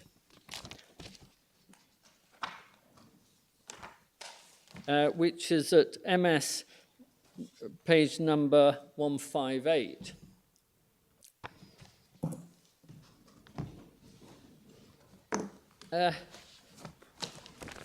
Paragraph 37 and 38 is an excursus into the issue of whether one can get judicial review if there is another remedy. We say that the principles are, of course, correct, but they have nothing to do with resolution of the issue under section 120, subsection 7. The very point at issue is whether the claim can be brought to the employment tribunal. The third point that we make is that we say that the Court of Appeal has ignored the point which is the purpose of section 127, namely to avoid a multiplicity of proceedings, and instead has looked for all sorts of policy issues which in our submission are irrelevant on a matter of construction. And fourthly and finally, we respectfully submit that the assumption in the Court of Appeal and in my learned friend's submissions is that the default is the employment tribunal. In fact, as you've seen, the Equality Act distributes a whole series of questions to bodies other than the employment tribunal. And we would ask you to go in the supplementary bundle, right at the back, the second set of tabs, tab 17, MS page number 4033.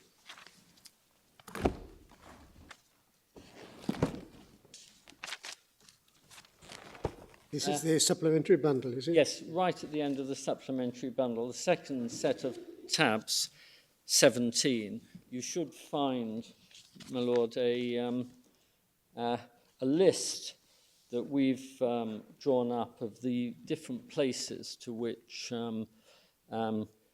decisions under the Equality Act are distributed, together with the section numbers. And while we're there, could I ask you kindly to go on to the next page, which is the list which we refer to in the case of the number of what one might call upstream decisions which are susceptible to judicial review. I won't take you through it. What I think I should refer to is on page 4034, where you see the initials AR, that is Assistant Registrar, and so one sees a very large number of provisions. Now, my lady, I feel that my time is running out. So, Well, there are 11 more minutes left, and I'm going to pass over to... and I think you wish Mr. Hare to follow you on. Doesn't speak quite as fast as I do, I'm afraid. But could I just say that we do also rely on the parts of our case that I haven't had time to take the court to. In particular, paragraph 60, which is MS page number 76, the range of cases which are heard under judicial review involving discrimination matters. Unless I can help my lady and my lords further. I believe not. Thank you very much indeed, Mr. Bowers. Might be quicker and easier to swap chairs rather than the lectern. My lady, as Mr. Bowers indicated, I shall be very brief, fewer than 10 minutes, and I'll deal only with this question of ancillary liability. The court should have the note on ancillary liability dated the 26th of June 2017. Can I say this about that? We no longer place reliance as a matter of construction on section 111 subsection 7 in that, which means that paragraphs 12 and 13 of the note we no longer rely on. Invite the court to strike those through. We say we don't need to rely on section 111.7. It's clear on the basis of the other provisions we rely on that in essence, and this is the GMC's position in relation to ancillary liability, it's clear from the structure of Part 8 of the Act and the specific provisions that I propose to take the court to very shortly, that the individual liability, where it arises under Part 8, is intended to follow that of the principal. In other words, in this case, individual liability of Mr. Dixon or Mr. Hayward will follow as to the appropriate forum that of the principal, in this case the General Medical Council. To place the issue in context, the court will have seen that essentially 2 points are taken against the GMC in relation to ancillary liability. The first is that because there are individual respondents in the original claim in this case, even if liability in relation to the General Medical Council is excluded, individual liability is not, and therefore there would still be a multiplicity of proceedings. And as I understand, my own friends for Dr. Michalak and for the EHRC, the other point is that if that's not the case, if somehow individual liability is extinguished because of the nature of the GMC's arguments in relation to section 120, then that itself would be a breach of EU law and principles of effectiveness.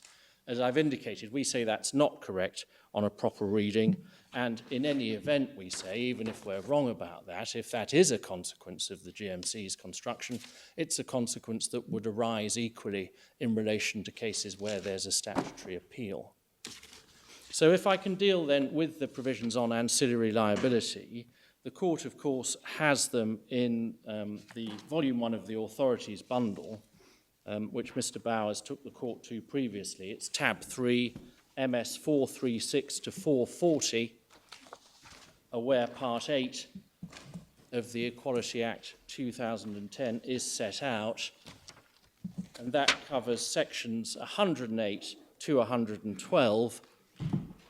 So if the court has that, 108 is on page 436, 108, I think all parties accept, is not relevant in our case. It's about relationships which have come to an end, so we don't need to spend any further time on it. But section 109 and 110 are relevant, and that seems to be the basis upon which the claim was originally put in relation to Mr. Dixon and Mr. Hayward. I'll just refer to Mr. Dixon from now on for the purposes of brevity.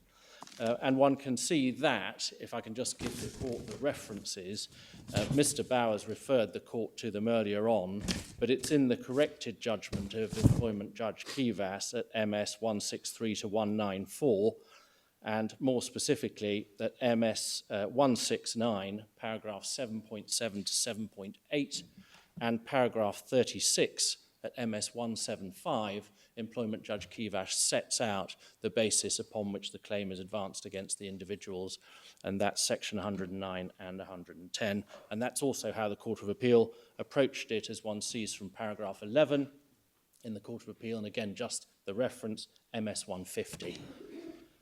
So if I could invite the court to turn to 109 and 110. 109 obviously deals with the liability of employers and principals. It doesn't create individual liability, but it's necessary to read 109 with 110, as the court will see in a moment. And what 109 does in subsections 1 and 2 is to ensure that the liability for acts done by a person in the course of their employment is imputed, as it were, to their employer or to their principal if it's a relationship of agency. That's all we need to say in relation to that, we say, for the purposes of the present case, because obviously this is a case about individual liability. It's accepted that the GMC is a proper defendant. So then one comes on to look at the effect of section 109 in our case.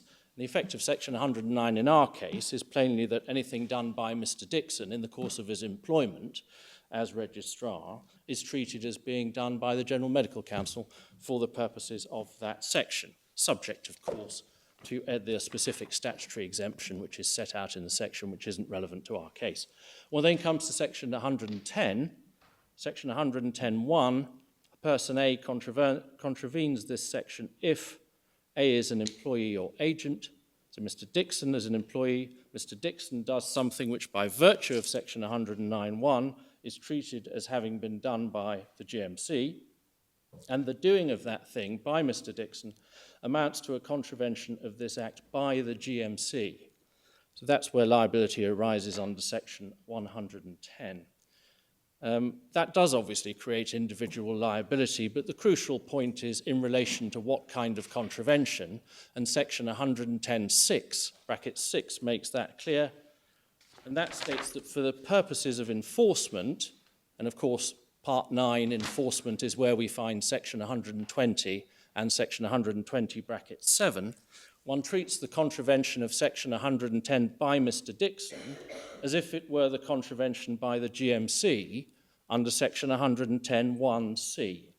So that's what 110.6 says. And the contravention by the GMC is, of course, the contravention of section 53.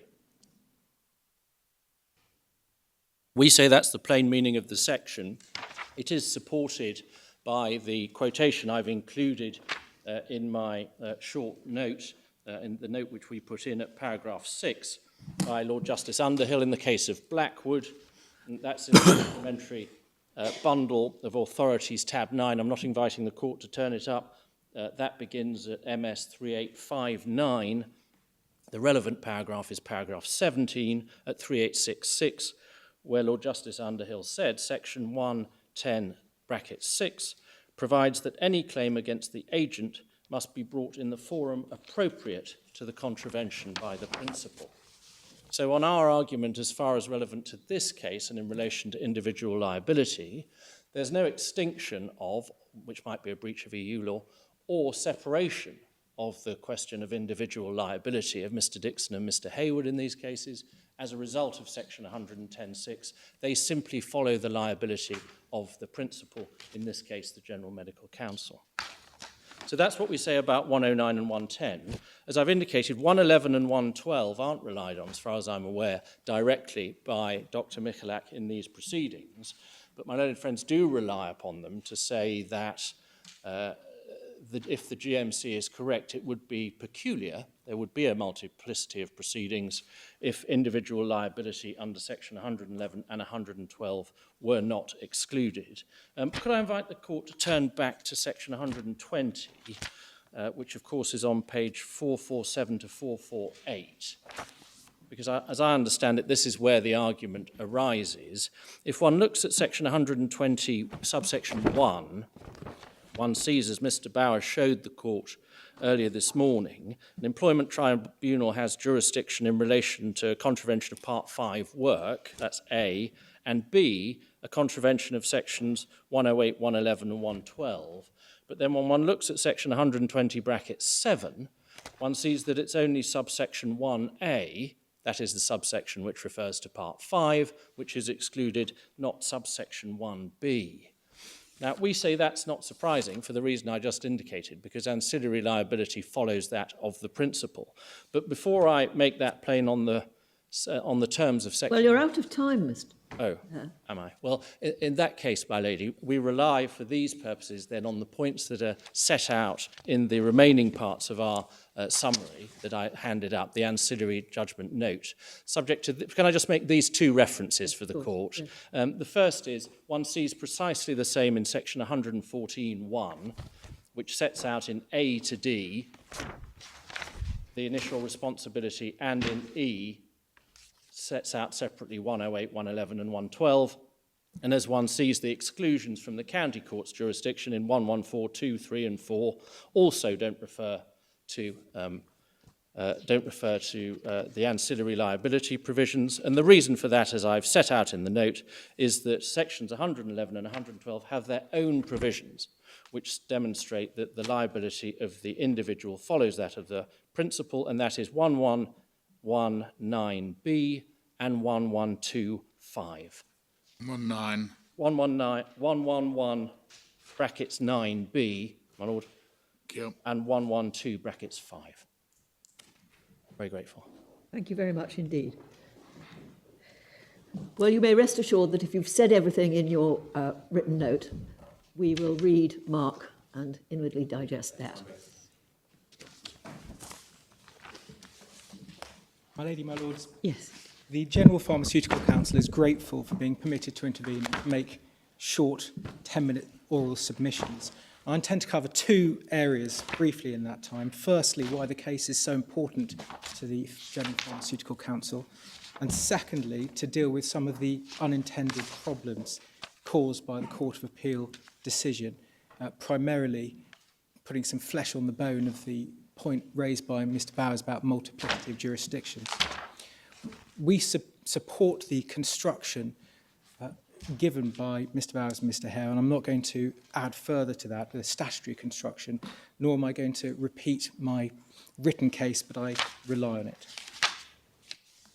At the heart of this case is the exclusion of jurisdiction that my Lady Hale referred to in a question to Mr. Bowers, which appears at section 120, subsection 7.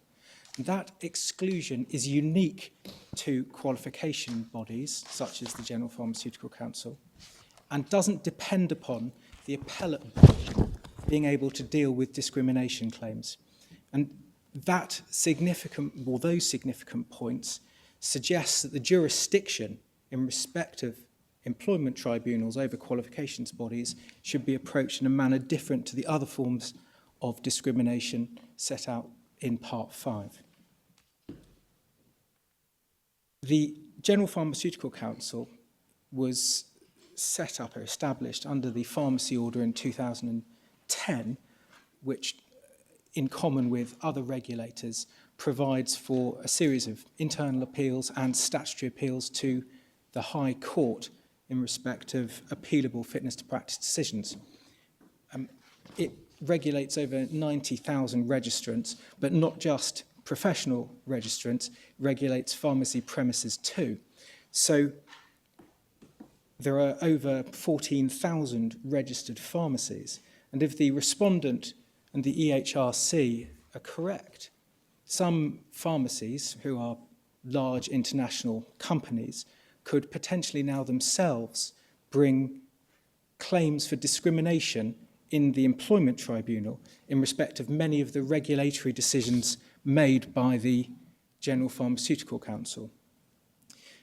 And that's a long way from what the Equality and Human Rights Commission describe as the citizen with a work problem, which they rely on as the basis of how to understand Section 53 and Section 120. And it's a significant distance from the experience of employment tribunals dealing with individual employment claims. We've put in, and it can be noted no more, a significant number of what are described as the upstream decisions which are judicially reviewable, but in respect of which there's no appeal, the sort of claim that the respondent and the commission say can be brought, in respect of which, in the Employment Tribunal, and that's in the Supplementary Authorities Bundle, tab 16, page 3991. 399? Thank you. 3991 to 4032. That's an indication of the number of decisions. Turning to the unintended problems caused by the judgment, and this is primarily what I want to emphasise orally, is the multiplicity of claims. One of the most significant issues thrown up by the Court of Appeal judgment is that there now is the possibility for a multiplicity of jurisdictions which can be seized simultaneously in respect of the same or similar claims. And this, we say, is contrary to public policy, unnecessarily increased the amount of litigation and costs and court time, and cannot have been intended by Parliament, so as a clue to interpreting the statute. And I want to provide quickly 3 examples of where such multiplicity could arise. The first is a situation in which there is a statutory right of appeal against a final decision, thus excluding the jurisdiction of the Employment Tribunal, but the claimant wishes to complain about what have been described as upstream decisions affecting registration. And in such cases, following the Court of Appeal decision, these would have to be litigated in the Employment Tribunal.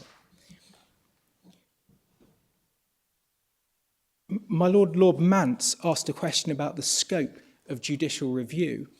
And in our submission, that's important because this court has been shown a number of cases, Chowdhury No. 2 and Khan, and an allusion's been made within those cases, the case of Gandhi, in which it's repeatedly emphasised that the courts in judicial review have the power, if not the obligation, to consider discrimination allegations. So that is within the ability of the courts on a judicial review claim. And if I may, just one authority to take this court to in this context, that's the case of Gandhi, which appears in volume 4, tab 61, page 1699, where this point was considered, and it's between E to G, where Lord Justice Taylor in the Divisional Court is considering this issue. His Lordship holds that although the Secretary of State, because it was an appeal to the Secretary of State in that case, but it would equally apply to judicial review, is not required to determine the race discrimination complaints discreetly, he is required to consider it in determining the appeal, and in doing so must apply the provisions of the 1976 Act. If the appellant were rejected solely on racial grounds, his appeal should be allowed. On the other hand, if purged of racial grounds, the original decision was in the appellate court's jurisdiction still right, he would, notwithstanding the flaw in the initial process, dismiss the appeal. In either of those situations, one would hope and expect the Secretary of State would no doubt consider exercising his default powers under the Act, or at least giving a strong direction as to its approach in future cases. And that supports Mr. Bowers, that last sentence supports Mr. Bowers' submissions on recommendations. Actually, the powers of the court in judicial review for recommendations go further than the powers of the Employment Tribunal. But significantly, what Lord Justice Taylor is talking about here is not determining the race allegations as the only point, but if purged of racial grounds, the original decision was still correct, the appeal should be dismissed. And that is no doubt because the judge was the judge considering that appeal is taking into account not just the discrimination allegations, but protecting the public in the context of a regulatory decision. And that's not a balancing act the Employment Tribunal has any experience in carrying out, unlike the High Court. The second example is a decision without a statutory right of appeal, but which is judicially reviewable, which is sought to be challenged for mixed reasons, some of which are based on discrimination and others based on pure public law. If the Court of Appeal is right, the discrimination element would have to be litigated in the Employment Tribunal, and the remainder would have to be litigated in the High Court, notwithstanding the ability of the High Court to determine the entirety of those issues. And the third example is where there is a statutory appeal such that the Employment Tribunal's jurisdiction is excluded, but a claimant also wishes to bring a claim against individual respondents. Mr. Hare's made submissions on this, and I adopt them. But the Equality and Human Rights Commission's position is that the forum for remedies against individual wrongdoers is always the Employment Tribunal, and that's in its written case at paragraph 64, MS 3253. And that's taken as its starting point for its position on how to construe the statute. And so too the respondent in its written case at paragraphs 26 to 27, MS 90. And it's conceded by the respondent that there would inevitably be simultaneous proceedings because of the similarity in time limits, and the claims would, in these circumstances, most likely cover identical subject matter and identical witnesses. But because of the provisions on the reversal of burden of proof that favour a claimant in the Employment Tribunal but not in the High Court, there is a possibility of conflicting judgments. And in our submission, that's contrary to public policy. And the possibility of courts and tribunals being simultaneously seized by the same matters is not an approach permitted elsewhere in the Equality Act. It's simply not structured that way. There are discrete areas of liability. And the respondent's assertion that there's nothing wrong with proceedings in one, two, or many forums, in its written case at paragraph 83, is simply wrong. It relies on the case of Abdullah and Birmingham City Council, volume 3, tab 33, as authority, but we say that's misplaced. Abdullah was a case under the Equal Pay Act, not the Equality Act, which gives both the Employment Tribunal and the court jurisdiction to hear claims based on a statutory contractual term, the Equality Clause. It was not a case in one, two, or many forums. Unlike the Equality Act, which is carefully structured so there are not overlapping jurisdictions and claimants don't have a choice. And there is no case, we say, Abdullah included, in which there's a possibility for a claimant to bring claims based on the same facts and matters in different fora. All these scenarios are the inevitable product of the respondents and the EHRC's statutory construction, all contrary to public policy and the structure of the Equalities Act, and we say that are wrong, and therefore we support the construction advanced by the appellants. Thank you very much, Mr. Solomon. I see no questions, but thank you. Ms. Callahan.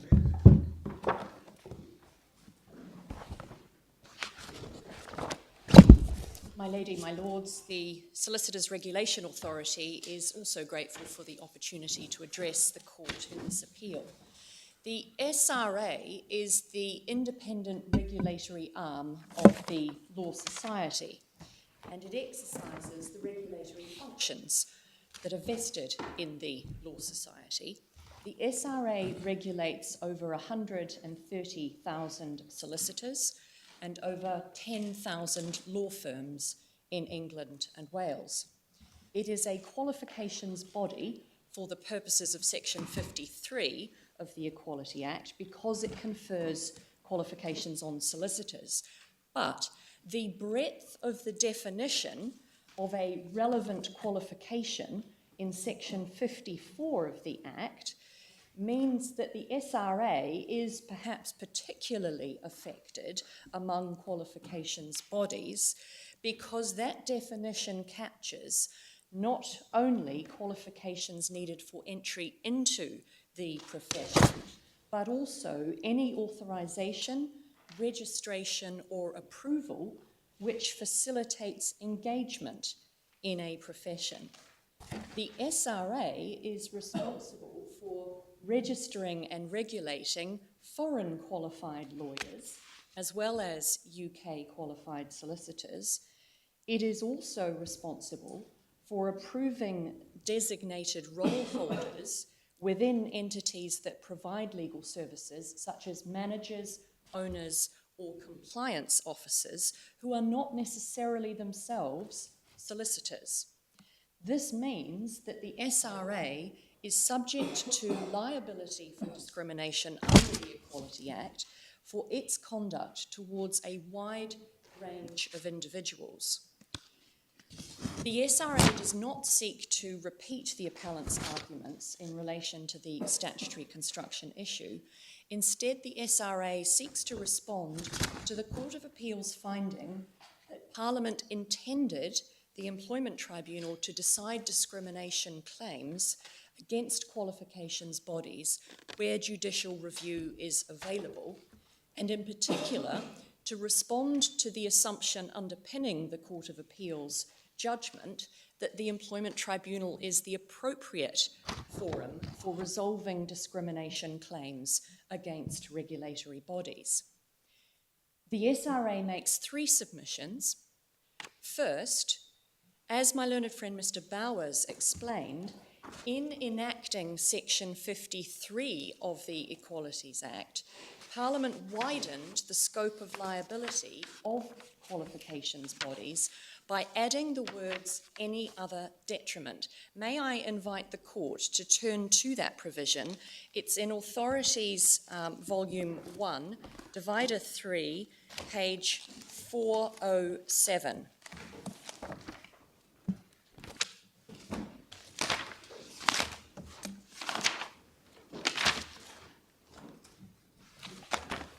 One can see there that Section 53, subsection 2, paragraph C, and subsection 5, paragraph C, both prohibit a qualifications body from discriminating against a person upon whom it has conferred a qualification, not only by withdrawing the qualification or varying the terms of it, but by subjecting that person to any other detriment. That phrase did not appear in the predecessor provisions in either the Sex Discrimination Act or the Race Relations Act. And for the Court's note that Section 13 of the Sex Discrimination Act, at Supplementary Bundle, Divider 16, page 3600, and Section 12 of the Race Relations Act, Authorities Volume 2, Divider 17, page 1024. Well, we've looked at those before. Indeed. By adding that phrase, in my submission, Parliament must have intended to confer protection against discrimination, or conversely to impose liability for discrimination, in respect of decisions upstream of registration decisions such as withdrawal or variation of a qualification, and potentially also intended to catch decisions not directly connected to the conferral of qualifications. In my submission, Parliament must also have appreciated that qualifications bodies, when discharging their disciplinary and regulatory functions, are carrying out functions which are par excellence functions of a public nature and are therefore amenable to judicial review. Likewise, Parliament must have appreciated at the time that it enacted the Equality Act that judicial review had by this time been placed on a statutory footing by virtue of Section 31 of the Senior Courts Act, and therefore could properly regard judicial review as being proceedings in the nature of an appeal arising by virtue of an enactment. Therefore, it is likely to have been within Parliament's contemplation that decisions upstream of registration decisions not only could be decided by way of judicial review, but should be decided in that way by the administrative court. In other words, this is an example of an act always speaking. Secondly, Parliament must have intended that public bodies, such as qualifications bodies, should have protection against unmeritorious claims, which is afforded to them by the judicial review procedure. The jurisdictional carve-out in section 120, subsection 7, is, as my learned friends have pointed out, unique. It only applies to qualifications bodies, which, as I hope made clear, Parliament must have appreciated are carrying out functions of a public nature and whose decisions will either typically give rise to a statutory right of appeal or be amenable to judicial review. Parliament would have known that judicial review proceedings protect public bodies with two forms of protection against unmeritorious claims which are not available in the Employment Tribunal, namely the threshold requirement for permission to apply for judicial review and costs protections.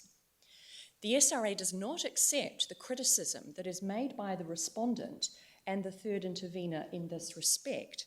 The SRA does not seek to prevent meritorious claims being brought against it. Rather, the threshold permission requirement and the power to order costs against an unsuccessful party are both intended to deter unmeritorious claims, not meritorious ones. Because, of course, the threshold for granting permission is a low one, requiring only that the claim be arguable. And therefore, that is intended to sift out only the unarguable claims. Likewise, the power to award costs against the unsuccessful party should not rationally deter a meritorious discrimination claim from being made. This stands in contrast to the introduction of Employment Tribunal fees, which apply to every claim issued, irrespective of their merit. There's a bit of a difference, isn't there, between the risks of fees in JR proceedings and in the Employment Tribunal, despite the introduction of the recent fees. I mean, JR is notoriously expensive, isn't it? It depends on the type of JR. Of course, most judicial reviews are heard within the confines of a one-day hearing. Yes, but I mean, a one-day hearing in JR, you can easily ratchet up £25,000 of lawyers' fees. It's possible, I accept that, but of course, in contrast, discrimination claims in the Employment Tribunal take a number of days, often upwards of a week, in order to resolve them. And typically, we are now seeing more and more often legal representation in the employment tribunals as a matter of course. Well, it wasn't probably what was contemplated when these statutes were drafted. No, indeed. But of course, the context with which we are dealing involves professionals who are usually represented by their professional bodies, and therefore willing to pay for legal representatives in whichever forum they appear. Ms. Callaghan, it's perfectly obvious that the solicitors, the doctors and the pharmacists are really worried about their regulatory functions being interrupted, impeded, obstructed by these potentially unmeritorious claims. Is there no power in the Employment Tribunal to strike out for abuse? There is a power in the Employment Tribunal to strike out for abusive claims. However, as my learned friend Mr. Allen has pointed out in paragraph 84 of his written case, that power is rarely exercised in relation to discrimination claims. And that is made clear by their Lordship's judgment in Anyanwu against South Bank Student Union, which is a case found in Supplementary Bundle Divider 9, for your Lordship's note. So in reality, Once a discrimination claim is brought in the employment tribunal, it almost always proceeds to a substantive hearing. It is very rarely struck out.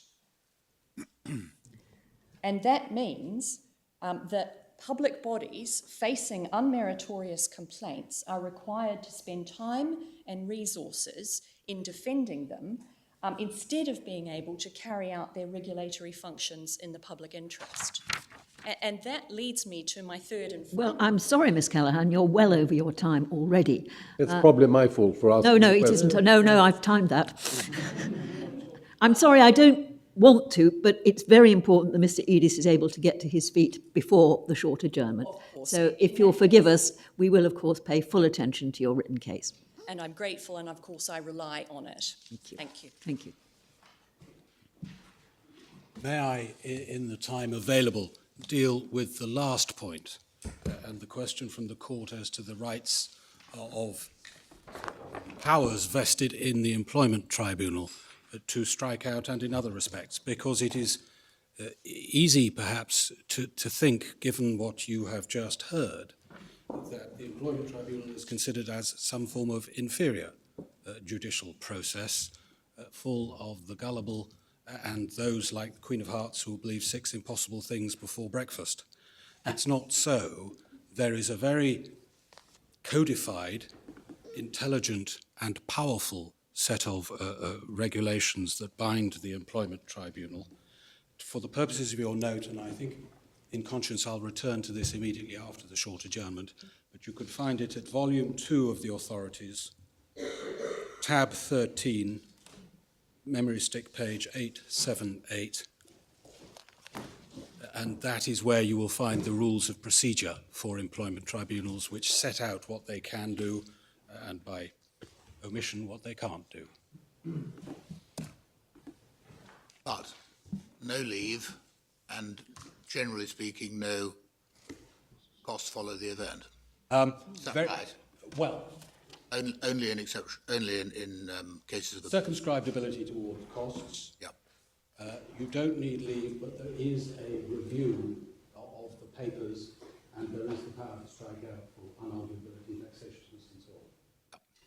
The reality is... Would you deal at some stage with the possible risk of not so much consecutive proceedings, but concurrent proceedings?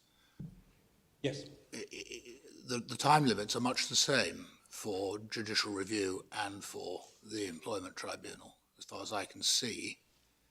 But what happens if there is a preceding statutory appeal, but a challenge to an upstream or antecedent decision by way of a claim for discrimination? What powers does the employment tribunal have? Whether it chooses to exercise them or not is different, but what powers did it have to say, if necessary, we're not going to look at this until the substantive decision has been decided? I'll happy to deal with that. I'm not asking you to do it now, but... Not sure if that is a convenient time. Well, you've 3 more minutes. Oh, right. Sorry, I was looking at the wrong timepiece. It's our contention that the argument propounded by the appellant, and for that matter the intervener, is, whilst legally ingenious, opportunistic, and without merit.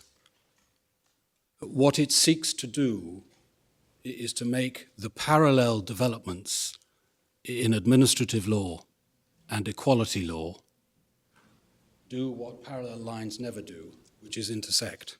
There is, in truth, no parallel connection between the two. Our case is that the 1975 Sex Discrimination Act, the 1976 Race Relations Act, and the Equality Act 2010 put forward an identical regime for qualifications bodies or those conferring, in the language of the 70s, occupational licenses. That regime was straightforward and entrusted to the Industrial Tribunal, now the Employment Tribunal, the decision on the primary dispute, subject to the overarching control of the court by way of prerogative writs in the 70s or judicial review now. The regimes are identical. And it may be that a claimant or complainant must choose between remedies. There is a rational basis for imagining that to be so. It's not in this case alphabetical, it may be chronological.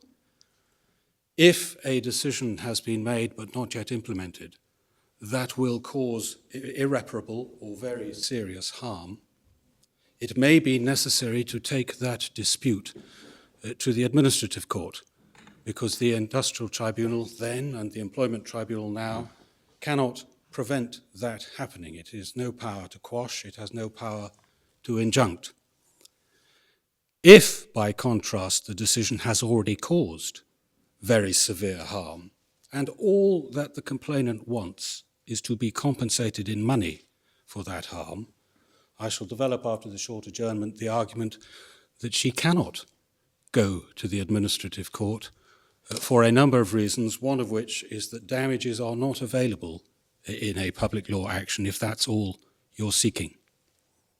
And that underpins part of the reasoning of Lord Justice Morbeck, who said that in many cases, damages will be all that is wanted. In the present case, there is an additional relief not available in the administrative court, and that is a recommendation. I won't go to the merits of that. That is not for decision today. What I do say is this: if the GMC and the interveners are right, Dr. Michalak, who has a statutory right to claim these things, can't. Is that a convenient moment? It is, my lady. Yes. Mr. Edis? Thank you. Well, we'll look forward to hearing from you again at 2:00. Court is now adjourned.